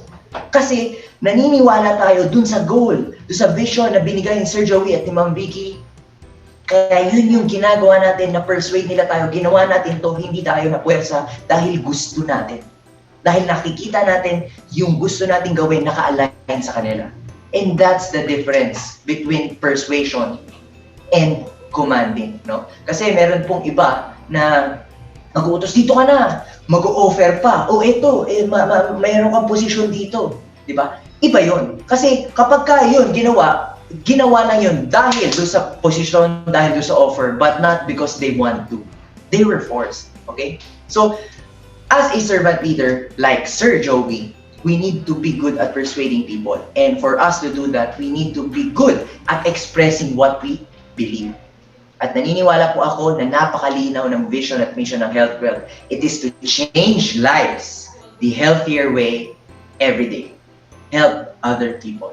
Okay? So for us to persuade other people and be a servant leader, start with why and speak from the heart. That's our fifth principle, persuade without being forceful. Our next principle, the sixth one, is this is called conceptualize and express. Alam niyo po, nakakatuwa kasi pang-anim na tayo, pero lahat ng yun, dugtong-dugtong. From the first up to here. Yung fifth na principle natin, connected siya dito sa 6, conceptualize and express. So, katulad ng ginagawa ni Sir Joey na I believe. This is important. Okay? Pero gusto ko rin pong ma-share sa inyo, total nabanggit natin, si Sir Martin Luther King Jr. He's one of the known servant leaders worldwide, okay? Na siya po yung nag-lead ng civil rights movement sa Amerika, and sadly na-assassinate siya nun. Pero bago siya mamatay, he changed America. Not just alone, with the help of a lot of people, but he led them by becoming a servant leader, and most especially conceptualizing and expressing that vision. Mr. Martin Luther King spoke in Washington on August 28, 1963, and 250,000 attendees were there. They were in the sun, naiinitan sila, but they were there. They stayed there kahit mahirap, kahit na malayo yung pinanggalingan nila, because they wanted to be there for themselves, not for Mr. Martin Luther King. Dahil gusto nila mapunta doon, dahil gusto nila yung vision na sinasabi ni Martin Luther King. Yun ang naging gift ni Martin Luther King. He's not a perfect orator. Magaling siya magsalita. Pero maraming ibang magaling magsalita sa US nung time na yun. Actually, yung mga ibang plano niya nga para sa US, hindi naman ganun kaganda. But he had a gift. Like Sir Joey, Mr. Martin Luther King starts with, I believe. He says, I believe. At yung belief niya na yun, na-conceptualize niya na maganda, he had a vision. At yung vision na yun, na-i-express niya doon sa mga tao na yun. It's not about black and white that time, because 250,000, 25% ng attendees nung time na yun, white. Sila black. At yung movement nila, diba, civil rights, equality between black and white at that time. So hindi lang siya black and white, hindi puro black yung sumama, mayroon din mga white. But because he was able to express his vision clearly, okay? Kaya nga sabi niya, I have a dream that one day in the playground, little black children and little white children will play holding their hands. That is how we create the vision. Hindi siya yung vision na, ang vision natin, we want to be number one, we want to be the best ganito, we want to be the best ganyan. That is not a vision. When we say vision, kaya nga vision, we need to see it. We need to visualize it. Kaya vision conceptualize and express. We need to see it. And yun ang ginawa ni Martin Luther King. May-imagine natin yun sa isang playground, may dalawang bata, isang black, isang white, pero magka-holding hands sila naglalaro because of equal rights, civil rights. Na-imagine yun ng 250,000, so they followed his cause. It doesn't matter if they're black, they're white, they're young, they're old, because of that vision, because that's the world they want to live in. So servant leaders need to create a clear and immersive, when we say immersive, talagang feeling natin nandun na tayo, an immersive vision, not just a plan. We should not just plan, but we need to create a vision, and it should be a vivid dream.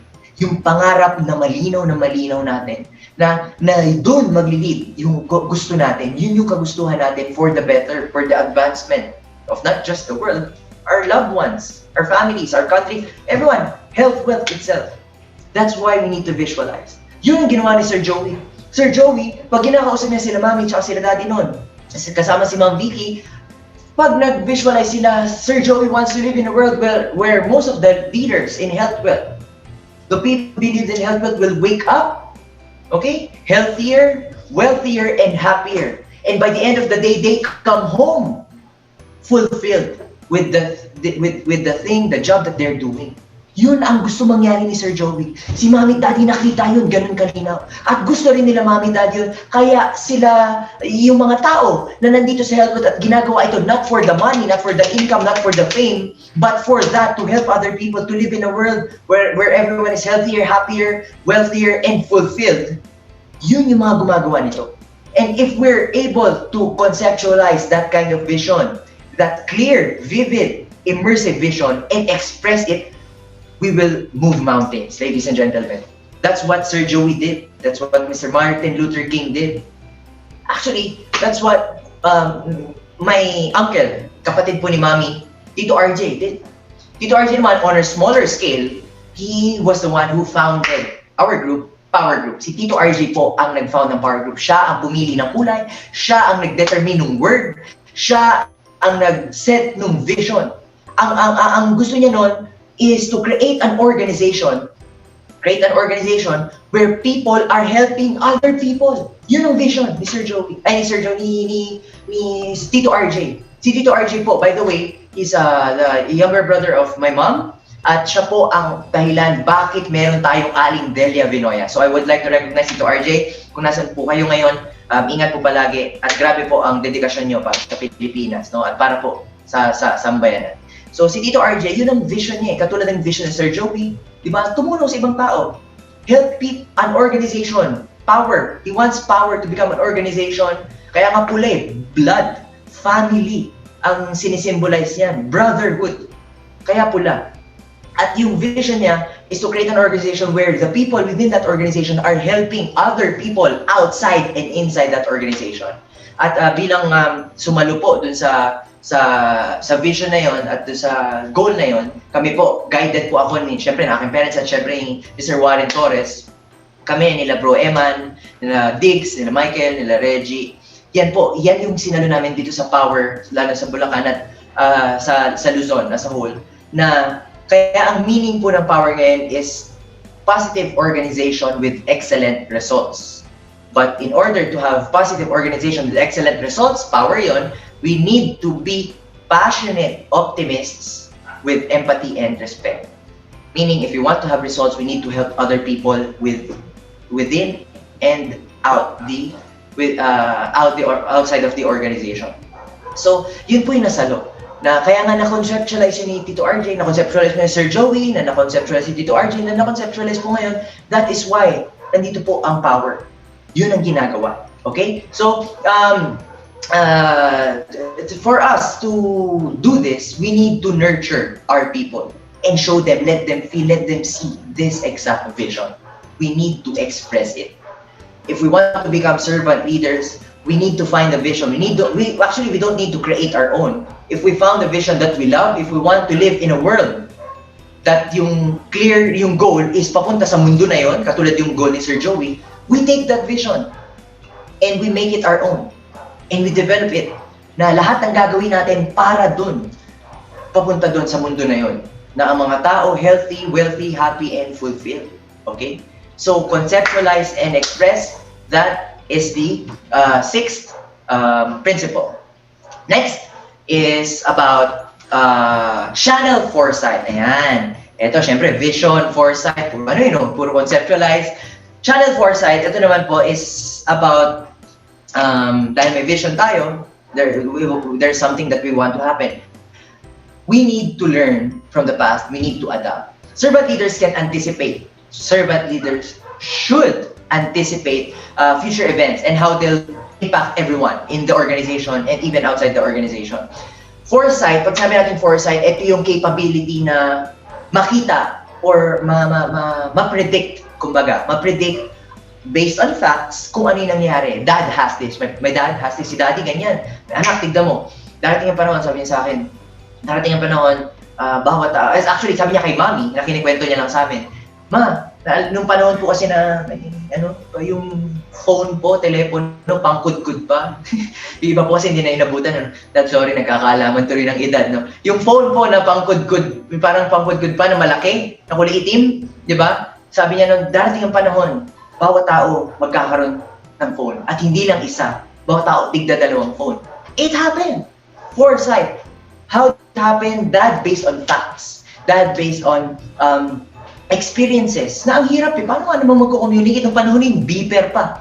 Tapos sasabihin itatawag mo sa phone, merong sasagot na operator, sasabihin mo sa operator yung message mo, tapos yung operator parang ite-text dun sa beeper nung tao. Si daddy mo kasi ganun, dati ako tatawag pa, Dad, ma'am, nasa work sila. Ano po, gusto ko pa sa luma McFlurry, kami dalawa ni Rizel, nung kapatid ko, McFlurry. Kaya, ayun, beeper pa, gano'n. So sabi niya, mahirap, paano ako makakapag-reply? Wala. So na-imagine niya, magkakaroon ng way of communication, letters, mahirap, patagal, padala. So electronics, phones. It happened. Foresight. So servant leaders should anticipate that. Now, the gift of foresight is not a God-given talent, no? Hindi siya God-given. Hindi yan God-given yung foresight. It is a skill. It is a learnable skill that we can develop, okay? It is acquired through experiences. Siyempre, experiences, dyan naman talaga yan. From learning from the past, siyempre, kailangan maintindihan natin kung ano yung mangyari dati. We need to learn from the past. If we want to learn this skill, the foresight, we need to learn from the past. We need to consider everything that's happening in the present, and we need to be ready for the consequences of our decisions in the future. At one of the closest concepts dito po is yung conceptualization niya, na foresee natin yung future na gusto nating mangyari. So yung mga decisions na gagawin natin at yung mga pagkakamali natin sa past, yung mga tama natin sa past, hinuhulman natin yan lahat. Kino-consider natin yung present situation, for example, pandemic, di ba? Yung mga ganyan, mababang stocks, or maraming problema, maraming checkpoints, online, di ba? Yan yung mga present situation. And lahat ng desisyon na gagawin natin, pinag-iisipan na natin what will happen in the future. That is foresight. So, it is hard. It is harder to define exactly what the problem is, but it is easier to identify it. Diba? Hindi natin kayang i-explain ano yung problema, hindi natin kayang ma-determine kung ano yung darating na problema. Hindi. Hindi natin hawak yun. Pero na-identify natin kung saan tayo may mga mahihina, our strengths and our weaknesses, the company itself, kung saan lalakas, saan mag-thrive, okay? So that's when we'll adjust. We need to have the capacity for flexibility and adaptability. Kailangan natin mag-adjust. That's foresight.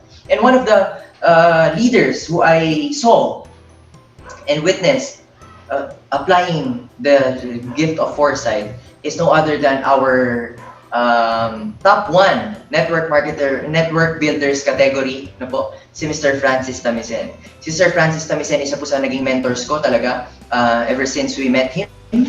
Ever since we went to Iloilo, maraming bagay. Kung paano po magpatakbo ang power ngayon, lalo na po sa Bulacan, is naka-align din sa guidance din ni Sir Francis. Siyempre, sa parents ko at kila Ma'am Vicky, kila Sir Joey, kila Coach Warren. Pero marami po ako natutunan kay Sir Francis. Isa na nga po doon, bukod kay Daddy, yung foresight. Si Sir Francis po kasi, meron siyang experiences in the past. At lahat ng experiences na yon, yung pagbabas, kinikwento niya po yan palagi, di ba? Sa pagbabas, wala nangyari sa kanya. So kahit na gano'n siya kagaling sa pagbabas, na-realize na hindi yun yung solusyon. So that's in the past. He's considering the present during the time na nagsisimula sila. Kailangan trabahuhin at health wealth yung nakikita. That's why he sleeps in gasoline stations. That's why kahit na walang pamasahe, pumupunta siya ng office from Cavite, sasakay lang sa mga bus, gagawa ng paraan, tapos bababa. Para lang makaano, tapos kwek, nawasa lang yung kinakain niya, kwek, tapos nawasa lang yung tubig na iniinom. He's channeling foresight. Kasi yung dati ng mga nangyari sa buhay niya, tinatry niyang i-evaluate dun sa sitwasyon niya ngayon para pagdating ng kinabukasan, ng future, alam niya kung anong gagawin. Kaya nga sinasabi niya, sabi palagi ni Sir Francis, sigurado siya, di ba? Nag-usap sila ng misis niya, sabi ng misis niya, gagawin mo ba yan? Sabi niya, oo, wala nang ibang choice eh. Kasi kung magbabasa ko, ganun ulit. Hanggang kailan tayo ganito? Ang tagal ko na ginagawa. Wala nangyari, na-aksidente pa siya. Pero sabi niya, gagawin mo ito, kaya naman, kaya. May mga nakagawa na. Pero mga 6 na buwan hanggang 1 taon muna tayong gugutom-gutumin. Nasabi ni Ma'am Jo, sabi niya, okay lang yan. Matagal na naman tayong ginugutom-gutom. Kaya si Sir Francis ngayon, nakikita niya na yun. 6 months, pag ginawa niya ang health wealth, gugutumin sila. But 1 year later, medyo kikita na. And lo and behold, Sir Francis Tamisen ngayon, grabe ang nagiging income, grabe ang naging grupo because he channeled foresight. And not just that. Recently, I think we should be aware na rin naman na there are unscrupulous people who are doing bad things sa ating dealers, na may mga masasamang ginagawa, hinahatak sa iba, or sinisiraan tayo. Si Sir Francis Tamisen po, syempre bukod sa aking mga magulang at sa ating mga may-ari, si Sir Francis Tamisen ang isa po sa pinakamatindi na sumalo nung challenge na yon. Grabe yung paninira, grabe yung discouragements, grabe yung ginawa as in dun sa kanyang organization. But he learned from the past at ginamit niya yung mga yon para sa mga desisyon na gagawin niya in the future. So, yung ginagawa nila ngayon, he's channeling foresight na hindi na nila pinapansin. Dati kasi si Sir Francis, pinapansin pa yun, pinipilit niya katahin pabalik. But now, yung mga ayaw, go! Kasi nga alam niya na mayroong mga parating na bago. At yung mga bago na yun, yung mga tinututukan. At tignan niyo naman po, yung aking kumpare, si partner JR, no? Isa sa ating official company speakers, ang tindi ng organization ngayon sa Iloilo na mamayagpag. This is because they are well guided by Mr. Francis Tamisen and his skill in foresight and perceiving what's going to happen and learning from the past. At lahat po tayo, if we want to be a servant leader, we need to learn from the past, from our mistakes, from everything. Kahit hindi natin mistake, kahit tama na ginawa natin, kung ano yung lesson doon, i-apply natin yun sa gagawin natin ngayon, because we need to consider the present para paghandaan natin yung future. If we want to become a servant leader, we need to channel foresight. We need to be ready. We need to see where we're going. Okay? So, learning from the past, napaka-importante po niyan. Kaya doon sa mga, sa mga may jowa, tapos iniwan ng jowa. Ayan, nakatingin siya sa camera ngayon. Nakatingin siya sa camera. Umiiling-iling. Joke lang po. Kung sino ka man, kilala mo ikaw. Ano? At channel foresight. Channel foresight. Pag iniwan ka na ayaw na sa'yo, wag na! Di ba? Huwag mo na ipilit. Move on. Tapos, focus na. Kasi, partner, ako na nagsasabi sa'yo ang laki-laki ng future mo sa Health Wealth International Corporation at dapat makita mo yon. Okay? So, ladies and gentlemen, that is our, may hugot pa no? It's just an advice to one of our partners, a close friend of mine. At ayan nga, channel foresight. Learn from the past! Okay? Anyway, next, seventh principle. Next principle, our eighth principle is called practice stewardship. Now, practice stewardship, ito po, ano yung stewardship? Di ba parang steward, parang caddying ba yan or something? No, para maintindihan natin, related siya, closely related siya sa caddying. But before I open this, I want to share with you a story about the Black Death of childbirth. The Black Death of childbirth has been plaguing Europe and in the US way back in 1800s. This is called the puerperal fever. Black Death of childbirth. Ito siya, isa po siyang sakit na kung saan yung mga nanay na buntis at nanganak, pagkapanganak dun sa bata, yung nanay 2-3 days later magkakasakit, lalagnatin, and 1 week later namamatay. During that time, in the 1800s, most of the hospitals, 80% ng nanganganak namamatay, yung mga nanay. Hindi nila alam kung bakit. Ang naging reason pala, nung yung mga bata nanganganak, nagkaroon ng sakit, nagkaroon ng simula, hindi natin alam kung saan talaga nagaling, no? But yung dahilan bakit tumagal, okay, yung sakit, dahil sa kapabayaan ng mga doktor nung time na yon. Kasi nga, nagkaroon ng sakit, Black Death of childbirth. Gusto nilang malaman ano dahilan, ba't nagkakasakit. So yung mga nanay na nanganak, 2 days magkakasakit, 3 days later magkakasakit, 1 week bumibigay, namamatay, ino-autopsy. Pinag-aaralan. Siyempre, di ba, as doctors, kailangan pag-aralan para malaman natin bakit ba nagkasakit, ano dahilan ba't nagkasakit, ano dahilan ba't namatay. Ino-autopsy ngayon. After mag-autopsy, inaalam kung anong nangyari. Sa umaga, nag-autopsy. Pagdating ng hapon, pupunta sa operating room at magpapaanak ng bata. No, ng nanay. Yung mga nanay sa hapon, ipapaanak nila. So yung source ng sakit, hindi natin alam talaga kung saan. Pero nawala na dapat yung sakit. Kaso nagpatuloy dahil doon sa kapabayaan ng mga doktor na sa umaga, mag-autopsy, sa hapon, magpapaanak. At lumipas ito ng panahon. Lumipas ang panahon. Merong isang doktor na nakapagsabi, siguro ang pinakadahilan ba't hindi natin ma-determine, hindi matigil yung sakit. Okay? Kasi hindi tayo naghuhugas ng kamay. Which is true, that time, mga medyo mabapride sila, hindi naghugas ng kamay, mag-autopsy sa gabi, yung mga utensils sa ginamit, ay sa umaga, yung mga gamit nila na instruments, ginagamit. Tapos pagdating sa hapon, same instruments at same kamay na hindi naglinis ang kamay, hindi nag-alcohol, hindi naghugas. Okay, nung 1800s pa ito, magpapaanak ng bata. Pagpaanak ng bata, yung nanay, 2 days later, magkakasakit, 1 week later, mamamatay. Sabi ng mga doktor, kung sinabihan sila ng isang doktor na nag-come up nung ganung opinion at problema, kaya namamatayan kasi hindi tayo naghuhugas ng kamay. Sabi niya, loko-loko ka, hindi yun doon ang galing. Anong naghuhugas ng kamay? Pinagtawanan pa siya. Lumipas ang panahon, 30 years later, early 1900s, tsaka lang nila na-realize, oo nga, kailangan pala maghugas ng kamay. Na-realize nila na pag sila naghugas ng kamay, ang tagal na panahon, mawawala yung sakit. So ginawa nila, starting noon, naghuhugas na sila ng kamay, kasi napagod na eh, pinag-aaral, autopsy, pinanganak, lumipas ang panahon, hindi na solve. Baka nga, totoo yung sinasabi niya. Ginawa nila, naghugas sila ng kamay, nung naghugas ng kamay, nilinis sinanitize yung utensils at yung pinaka-equipments bago magpanganak. At dahil lang dun sa simpleng act na maghugas ng kamay, the Black Death of childbed was gone forever. Hindi na po siya bumalik. Simula nung naghugas ng kamay, yung mga doktor, imagine. So, what is the lesson of this story? Lesson of this story is we need to take accountability for our actions. Kasi nung pagdating sa doon, nagkakasisihan na. Kasalanan nyo, ganyan. Yung mga doktor doon, yung may mali nung time na yon. Kasi nga, sinasabi na sa kanila na ito yung dahilan, but because of their pride, because they're men of science that time, hindi sila naniniwala. May iba pang dahilan, ganito. Pero yun lang pala. So they did not take accountability. Accountability is the same with stewardship. Stewardship simply refers to accountability. Accountability, ibig sabihin yan, it means that we need to take responsibility for our actions and behaviors.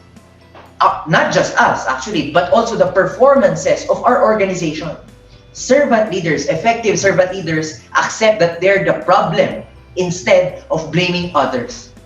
If we want to become a servant leader, we need to practice stewardship and take responsibility, take accountability. Na pagka tayo, if we want to become a servant leader, we take the blame. Like empathy. Diba? It's like empathy, yung accountability. Pag sabi natin accountability, meron tayong relationship. One good example. What is the only common factor in all my failed relationships? Gusto niyo po malaman kung ano? The only common factor in all my failed relationships? Ako po. ako lang. Sa lahat ng aking failed na relationships, ako lang yung common factor dun sa lahat ng yun. So maaaring hindi sila yung problema, baka ako. That is what it means to take accountability. Na kahit na hindi mo naman talaga kasalanan, okay? You take the responsibility, oo, may pagkukulang ako. That is what it means to practice stewardship. Because servant leaders, often, okay, mas madalas, halos actually palaging servant leaders give away all the credit.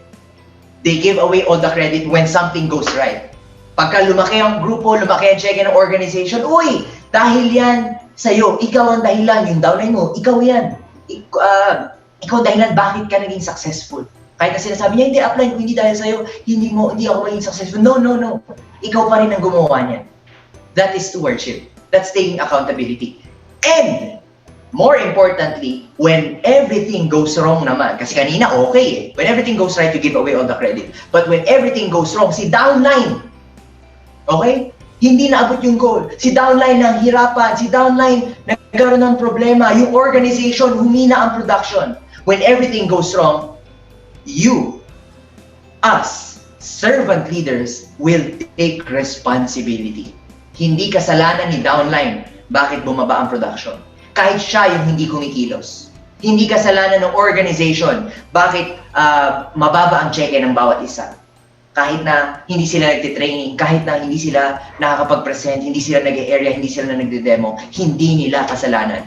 If we want to practice servant leadership, we will take the responsibility na kahit na si downline hindi nagtitraining, walang production, hindi niya kasalanan yun. Kasalanan natin yun.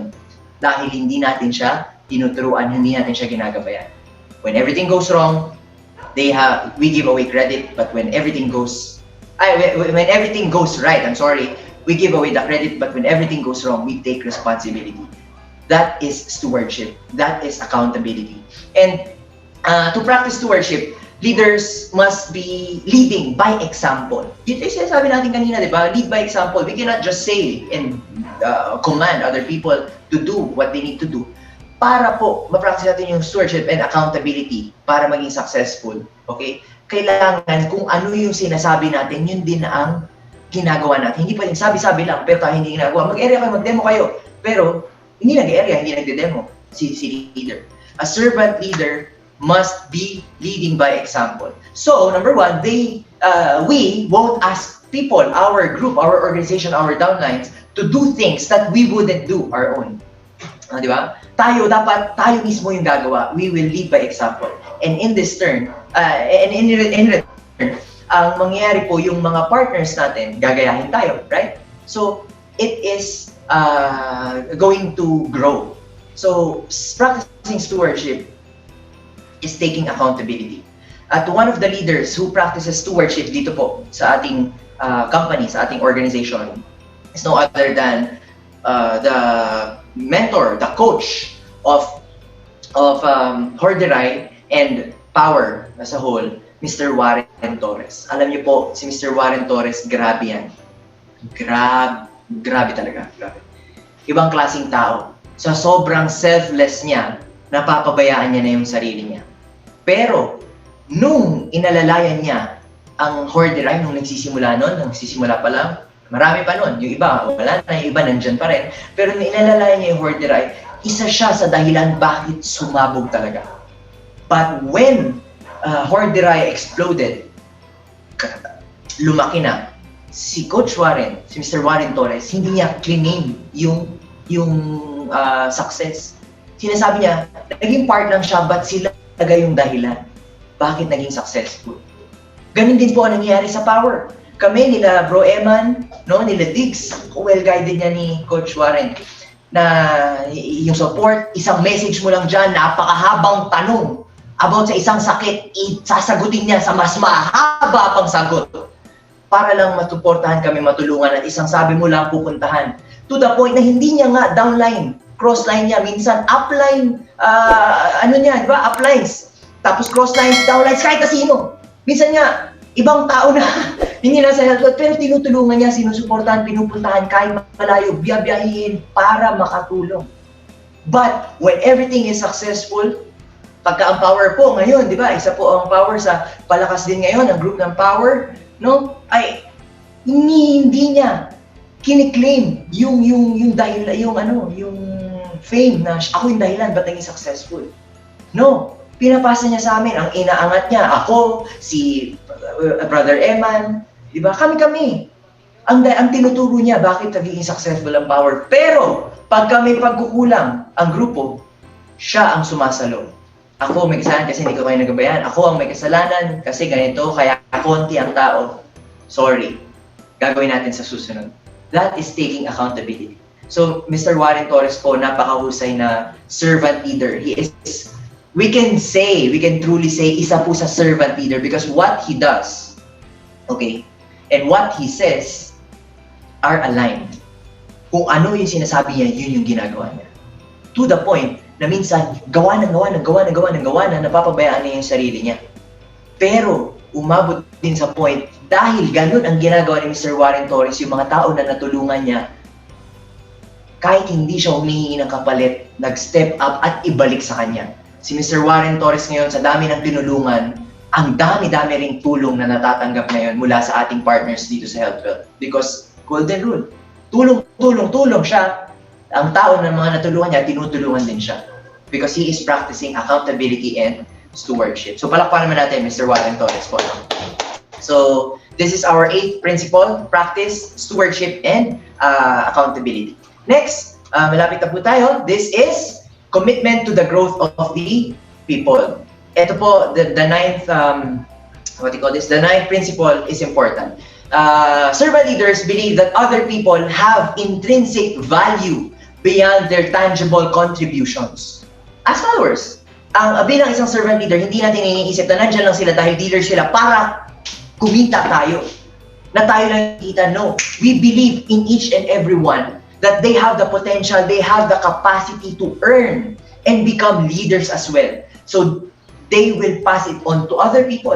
Ganun po yun. Servant leaders are deeply, when we say deeply, we mean deeply committed, as in committed talaga to the growth of each and every individual in the organization. Bilang servant leader, walang sinisino yan. Mapabago, mapadati pa, mapanangihina, mapamagaling, lumalakas, walang sinisino, bawat isa tinututukan, inaalagaan, at committed na committed para dun sa ikasasuccess at ikalalaki ng mga tao. So, this can include, being a servant leader, applying commitment to the growth of people, can include a lot of things. But it is not limited to just concrete actions, such as talking, encouraging, giving away something.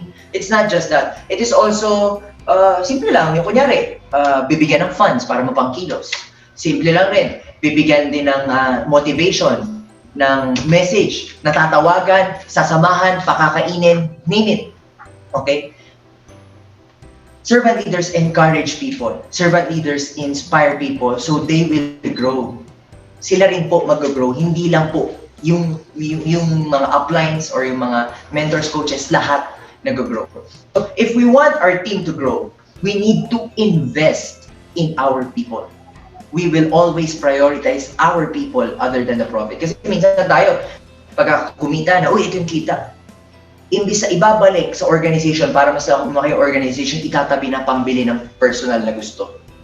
But there are people who are servant leaders na ikakain na lang, okay? Ibibigay pa sa ibang tao para matulungan. That is what we call commitment. And siguro po dito sa story nito, gustong kong i-highlight, isa pa po sa aking mentors, ang aking direct upline. Wow, direct upline. No other than the mother of Health Wealth International Corporation at ang nanay ko po, Mrs. Cora Midel. Committed Cora, sabi nga doon sa hataw training natin. Si Mami, alam ko po, kahit hindi natin i-explain, nakikita nyo, nararamdaman nyo, naririnig nyo, baka nga po, naaamoy at nalalasahan nyo na rin yung commitment ni Mami sa growth po ng bawat isa sa atin. Alam niyo po, grabe, yung infinite mindset and abundance mindset ni Mami, yung kahit na sino, abundance, may bago, may inilapit po kayo dyan, pumunta kayo dito sa office, may inilapit kayo na kung ano mang binibenta, kung ano mang mushroom chicharon, o mga kakanin, mga gulay, bibili niya para sa inyo. Diba? Hindi niya bibilin para sa kasi marami pong pagkain sa bahay. But bibilin yun because she wants to help the people who are selling that. Dahil naisip niya yung maliit na bagay na yun, yung kahit barya man lang yung makuha, makakatulong yun para sa tao at yung tao na yun mag-grow dito sa Health Wealth partner organization. Wala po tayong tao na nilapit kay Mrs. Cora Midel na hindi niya naabutan ng kung ano man. Maaring hindi man pera, pero naabutan niya ng pamasahe, naabutan niya ng pagkain, naabutan niya ng catalog na napakadalas, lahat ng bago, naabutan ng catalog, ng flyers, ng materials, di ba? Naabutan ng kung ano-ano. Kung hindi man material na bagay, naabutan ng, di ba, libre produkto, naabutan po ng suporta ng pagmamahal, commitment to the growth of the people. And this is only possible because my mom is practicing abundance mindset. Na naniniwala po siya na kahit na siya ay nagbibigay to the point na mawawala na siya, dahil lang nagbigay siya, siguradong without a doubt na mamaya or bukas merong kapalit mas malaki pa.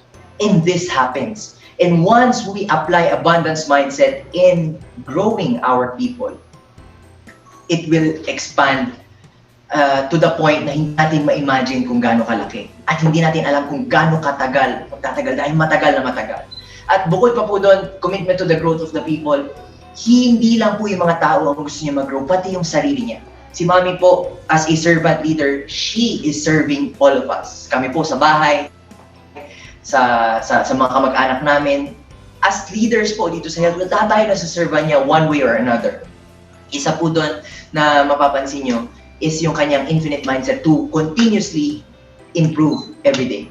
Si Mami po, mahinang-mahina talaga sa mga gadgets, sa mga teki-teki.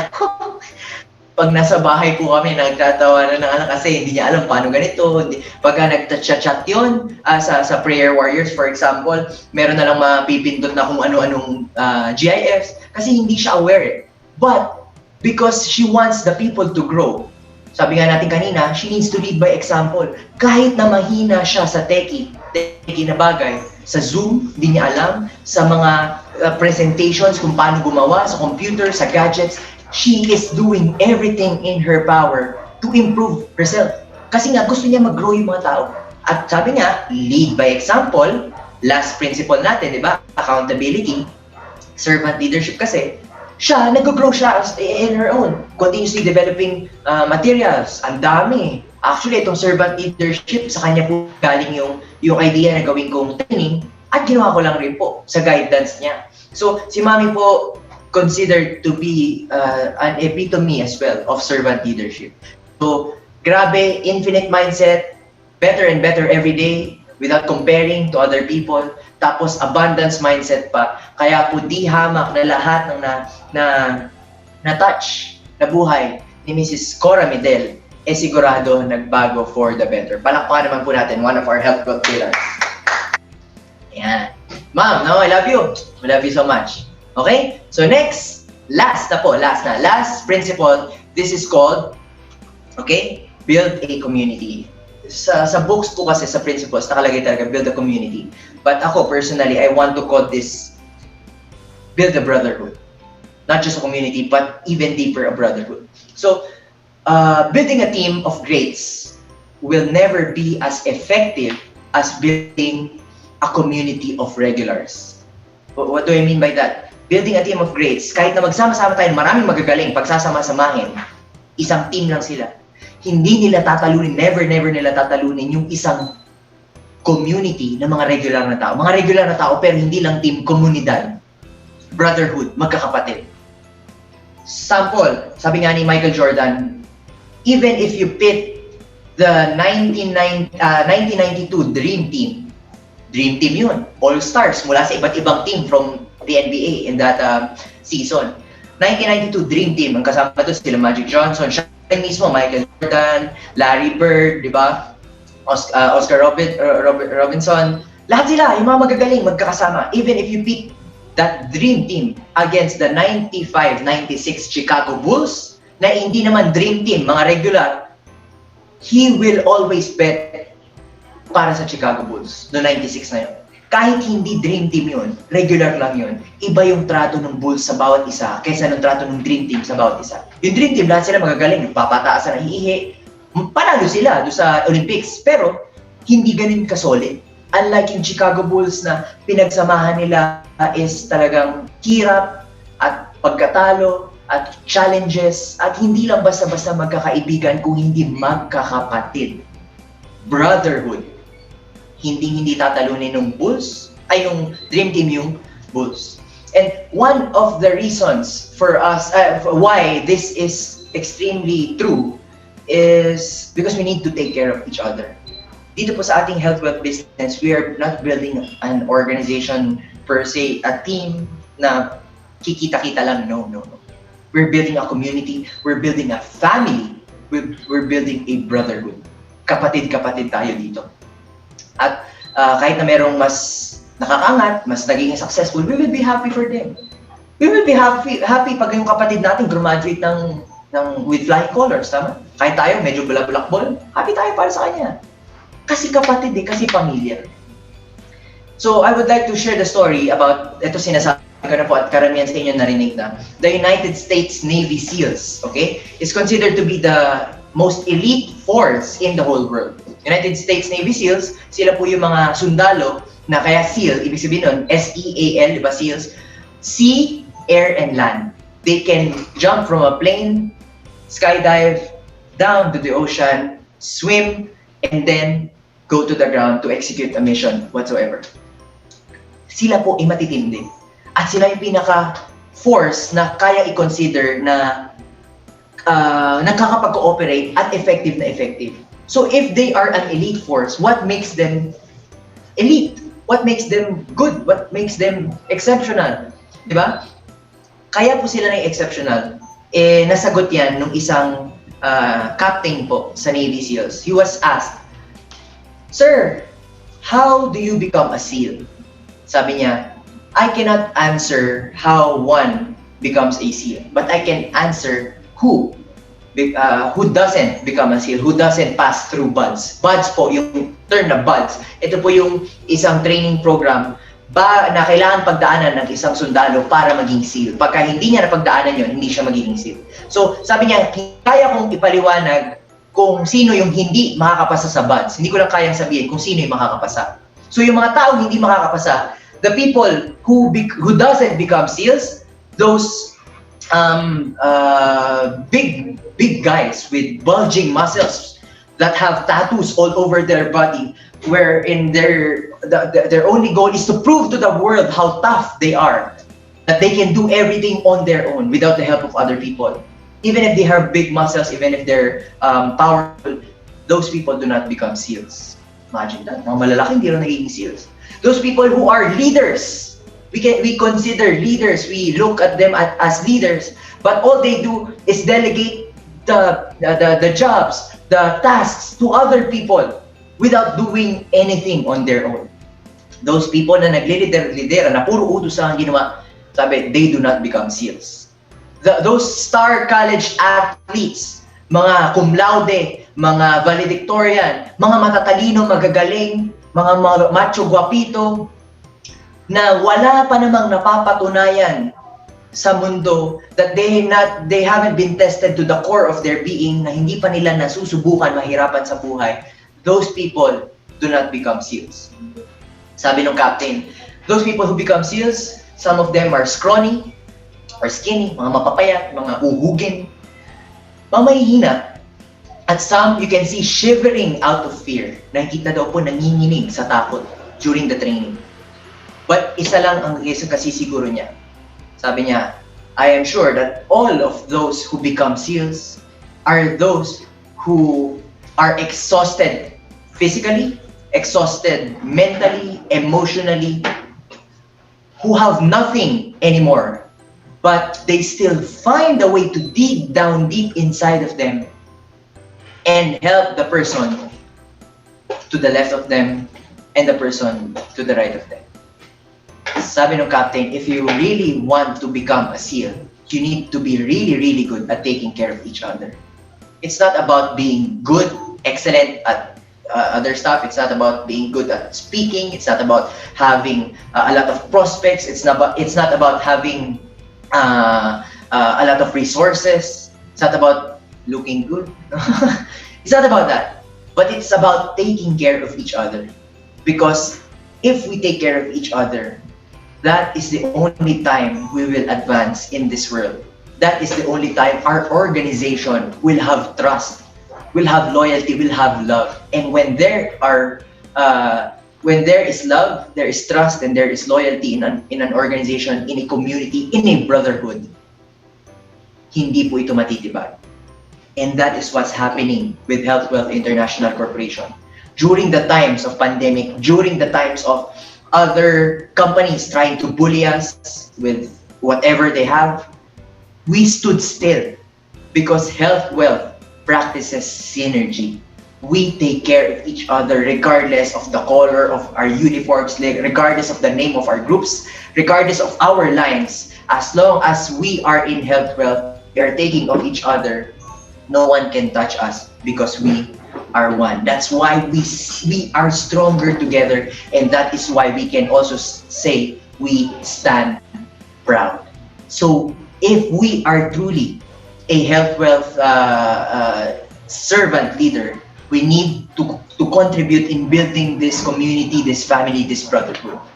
Okay? So Health Wealth synergy, sigurado po papayaman ang bawat isa na nasa loob ng Zoom room na ito dahil tulong-tulong tayo. Palakpakan naman po natin ang buong Health Wealth International Corporation. Okay? So, that completes the 10 principles. I hope you learned a lot at sana po marami kayong natutunan. But I want to emphasize that servant leadership is not a technique, okay? Servant leadership is about doing the little things. When you donate, when you give, when you volunteer to help, when you be awesome, when you feel like it's sad, you try to be happy for others. Helping other people. That is what it means to be a servant leader. Because servant leadership is not a technique. It's more of a lifestyle than a technique. So ethics, when we say ethics, what's right and what's good, we have to know the difference. So ethics will always be an important factor in any business environment, regardless if it's a traditional business, employment, or any aspect of our lives, most especially in network marketing. Ethics is important. It is extremely important. So these 10 characteristics of servant leadership are by no means easy. Hindi po madali, sa totoo lang.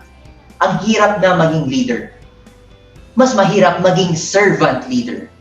But we need to understand that those who use this, those who become servant leaders are the ones who are truly happy and successful, but most of all, fulfilled in life.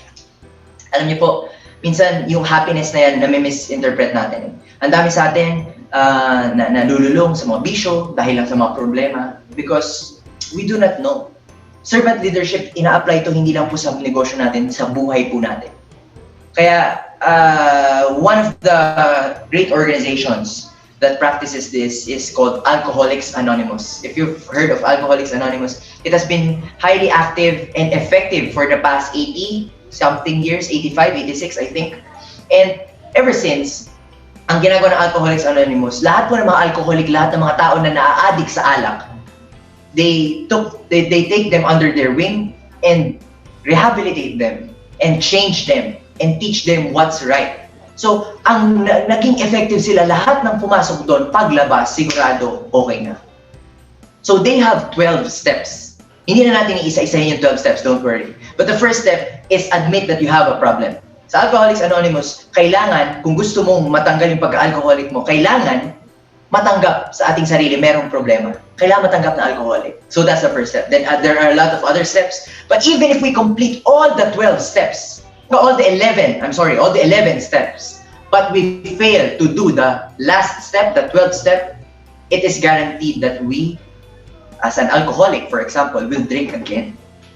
Iinom ulit, magiging alcoholic ulit, kahit na matapos yung first 11 but hindi nagawa yung last step. First step, admit you have a problem, a lot of other steps, up to 11 steps. But what is the 12th step? The 12th step ensures you to be free from alcohol. Makakalaya doon sa addiction sa alcohol. Now, what's the 12th step? The 12th step is simply to commit and help another alcoholic to recover. Commitment to help another alcoholic. Service, ladies and gentlemen. Service to others. Pag tayo po nag-decide na tumulong sa ibang tao, dun po babalik yun. That's when we'll overcome the challenges, the addiction, the financial problems, everything, the loneliness. If we serve other people, we will be happy. And not just happy per se, okay? So, bago ko po tapusin, I would like to drop this quote. This is said by Mr. Rabindranath Tagore. He's an Indian philosopher. At sabi niya, I slept and dreamt that life was joy. I awoke and saw that life was service. I acted and behold, service was joy. Recently, alam ko medyo mahaba na ata yung talk ko ngayon. Nag-enjoy po, no? Maraming salamat sa lahat ng nakinig. But recently, I would like to share one thing. This pandemic, naka-experience po ako ng ibang klaseng experience, di ba? Today is March 16, no? 1 year po, 1 year. Happy pandemic anniversary, lockdown anniversary, no? 1 year since the lockdown. At nung nag-lockdown, pauwi po ako galing Bulacan, pauwi ako ng bahay. Siyempre, nag-announce si Duterte, lockdown. So, in a way, medyo siyempre, kinabahan. Kasi first time ko makakaranas po ng ganito. Pero, in a way, happy din ako, happy. Yes! Ang tagal-tagal ko nang hindi nakakapagpahinga sa loob-loob ko. Ang tagal-tagal ko nang namimiss na makapanood ng TV, na makapanood ng movies kasama si Daddy. Kasi yan ang bonding talaga namin, movies. Ang tagal ko na hindi nakapaglaro ng computer. Ang tagal-tagal ko na hindi nakakatulog ng 8 hours sa isang araw, kakahataw. Ang tagal na. So baka positive, turo sa atin ng parents, this is an opportunity to rest, to be happy for once. No? So, pauwi, pagdating sa bahay, lockdown, mom and dad prepared, may mga pagkain, etc. We started bonding. Siyempre, kinakabahan ng bawat isa. There's still tension because of the pandemic. But it is an opportunity to be with your family, right? Lahat tayo nagkaroon ng opportunity makakasama ating mga mahal sa buhay. Nanonood kami ng TV, movies, TV series, Band of Brothers, Dad, nakakamiss. Tapos yung, ano tawag dito, Mission Impossible movies, Marvel movies, ang lahat na yun, Endgame, ilang beses inulit. Pati po yung tawag dito, Jack Ryan na series, ang ganda, pinanood namin, daming tapos mga historical documentaries ng World War, tapos mga motivational, ganito, ganyan. And karami-rami pong Boys Avenue na music, yun yung, syempre, kain kami na kain. But noong unang linggo, okay siya. Pagdating ng pangalawang linggo, okay pa din. Sabi, 15 days yung lockdown. Pagdating ng April, birthday pa po ni Rian noon, April, dapat i-open na. Tapos bigla nagsabi, extended, 15 days na naman ako. O sige, okay lang ulit, extend na naman. Nood. Tapos, hindi pa tapos yung extension. Nag-announce na naman, i-extend ng another 15 days na naman. Isang buwan March, April. Buong April, sarado, May na raw mag-open. First day ng May. Sabi ko, grabe. Siyempre, nung patagal na ganun, nagsising ina sa akin, Teka lang, buwan na to. Paano yung bayarin? Yung dalawang sasakyan, yung bayarin sa center, yung mga tao na umaasa, yung mga network natin na pinanggagalingan ng income natin. Last year po, 2019, October 2019, nagkaroon ng training, Success Roadmap. M&M Success Roadmap with Coach Jopek. I suggest attend po tayo dun pag may opportunity. M&M Success Roadmap, nagbago yung mindset, talagang hataw. So ginol. 1 year later, October, November, sabi nga, November 11, 2020, dapat naabot na to, may mga milyon sa bangko, nakabili na sasakyan. So idealistic, talagang yun ang gusto mangyari. Kaso nag-pandemic, sa loob ko, paano na yung Mustang ko? Ano ba yan? Hanggang kailan ba to? Paano na yung milyon na dapat ipunin? Paano na yung 2.2 million per month? So that's when I felt the urgency of what's happening, na parang ako nagpanic. Na kahit masaya ako, nagpapanik ako, natatakot ako, hindi ko na alam yung gagawin ko, halos nakaka-depress in a way. Kaya nga nakakalungkot isipin, kung ako po nakaramdam ng ganun nung time na yon, paano pa yung mga mag-isa? Paano pa yung mga walang kasama? Grabe yung pinagdaanan nila. So nung time na yon, hindi ko alam yung gagawin ko. Hindi ko talaga alam. Parang, honestly, syempre, hindi ko pinapakita sa mga kapatid ko, wala mami, daddy, and we pray. We always pray. But deep inside, hindi ko maiwasan na magpanik. Ano na mangyayari? Ano na, natatakot na ako. And then, that's when I realized that what's happening to me was I was living a life that is equivalent to an unfulfilled life, compressed in 1.5 months. Na-realize ko sa sarili ko na yung nararanasan ko ngayon, para akong nabubuhay na isang buhay na hindi ako fulfilled, tapos hindi isang buong buhay, kinompress sa 1.5 buwan. I had an amazing month, honestly speaking. That month, March, April, sobrang happy ako nun, happy. But I got to experience something that a lot of people are dreaming of, na nasa bahay lang, na nanonood ng TV, series, computer games, kain, tulog, kain ng marami, tulog ng mas marami. Sarap nun! Happy ako, pero merong kulang. Diba? Merong kulang. Ang feeling ko noon, kahit happy ako, ayoko nang gumising kinabukasan ng umaga na ganito ulit yung gagawin. Kasi merong kulang. Kahit na gano'n ako ka-happy kasama ko ng mga mahal ko sa buhay, merong kulang sa loob-loob ko po. So, I think a lot of us are mistaken in thinking this way. A lot of us think that happiness and fulfillment are the same. A lot of us confuse, actually, with happiness and fulfillment. We confuse acquiring a car, may brand new sasakyan. We confuse earning 2.2 million per month. We confuse receiving an award from HealthWealth with fulfillment. No, it's not fulfillment. Yes, they are happy. Those moments are exceptional. Masaya tayo sa mga panahon na yon. But we confuse them with deep fulfillment. That's different. Those experiences are wonderful.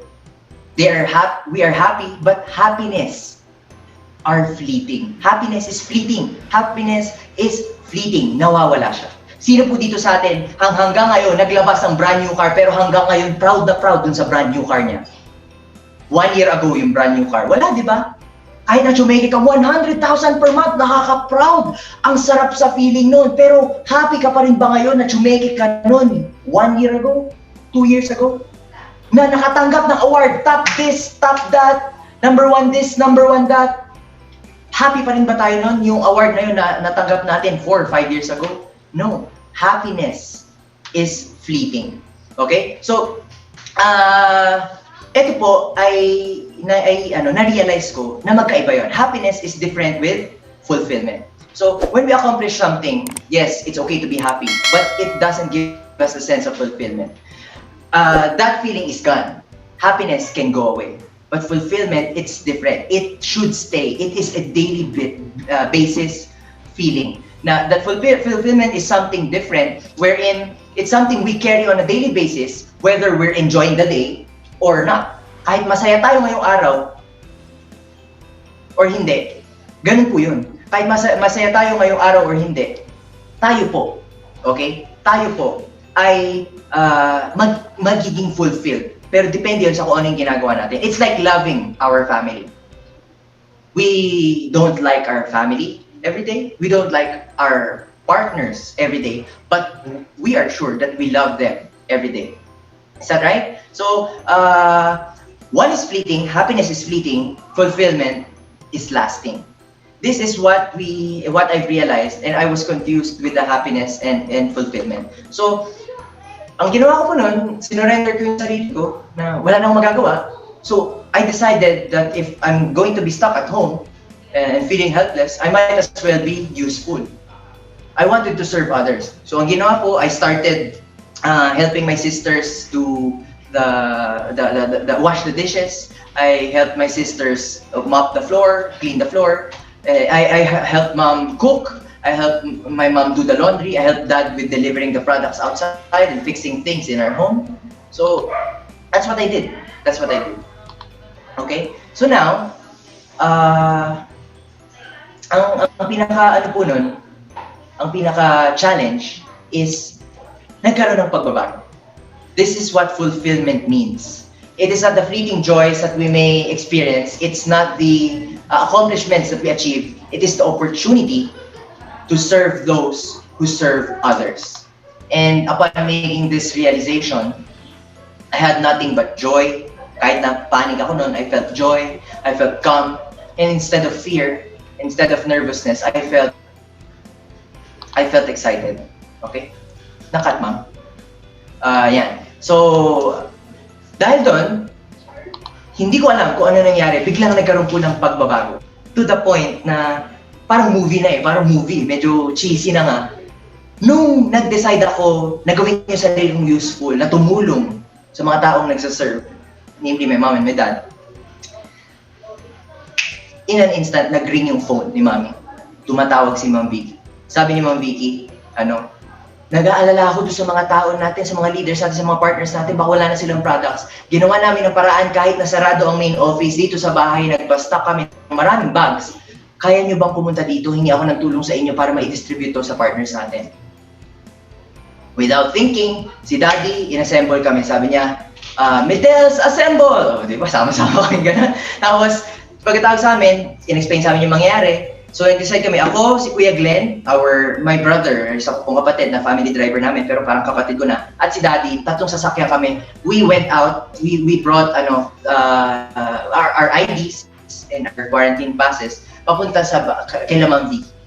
And hindi ko makakalimutan yung experience na yun. Siyempre, there's risk, right? We're going out, it's the heat of the pandemic, at delikado, unang-una, bawal lumabas, di ba? Bawal lumabas eh. Pero punta kami.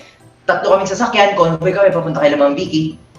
Tapos nandun yung mga products. Naalala ko nung nagmamaneho kami noon, nagpapatugtog pa kami ni Daddy, nag-video pa si Daddy, nagpapatugtog kami ng Top Gun, yung ten, den, den, den, den, den, den, na parang feeling namin mga piloto kami, may mission kami. Punta kami kay Ma'am Vicky, hakot kami ng 120 bags, first half, then balik.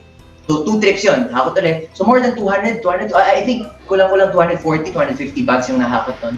And ang sabi ni Ma'am Vicky, syempre mag-iingat pa rin, pero kung kaya, i-distribute ito sa mga leaders na nangangailangan.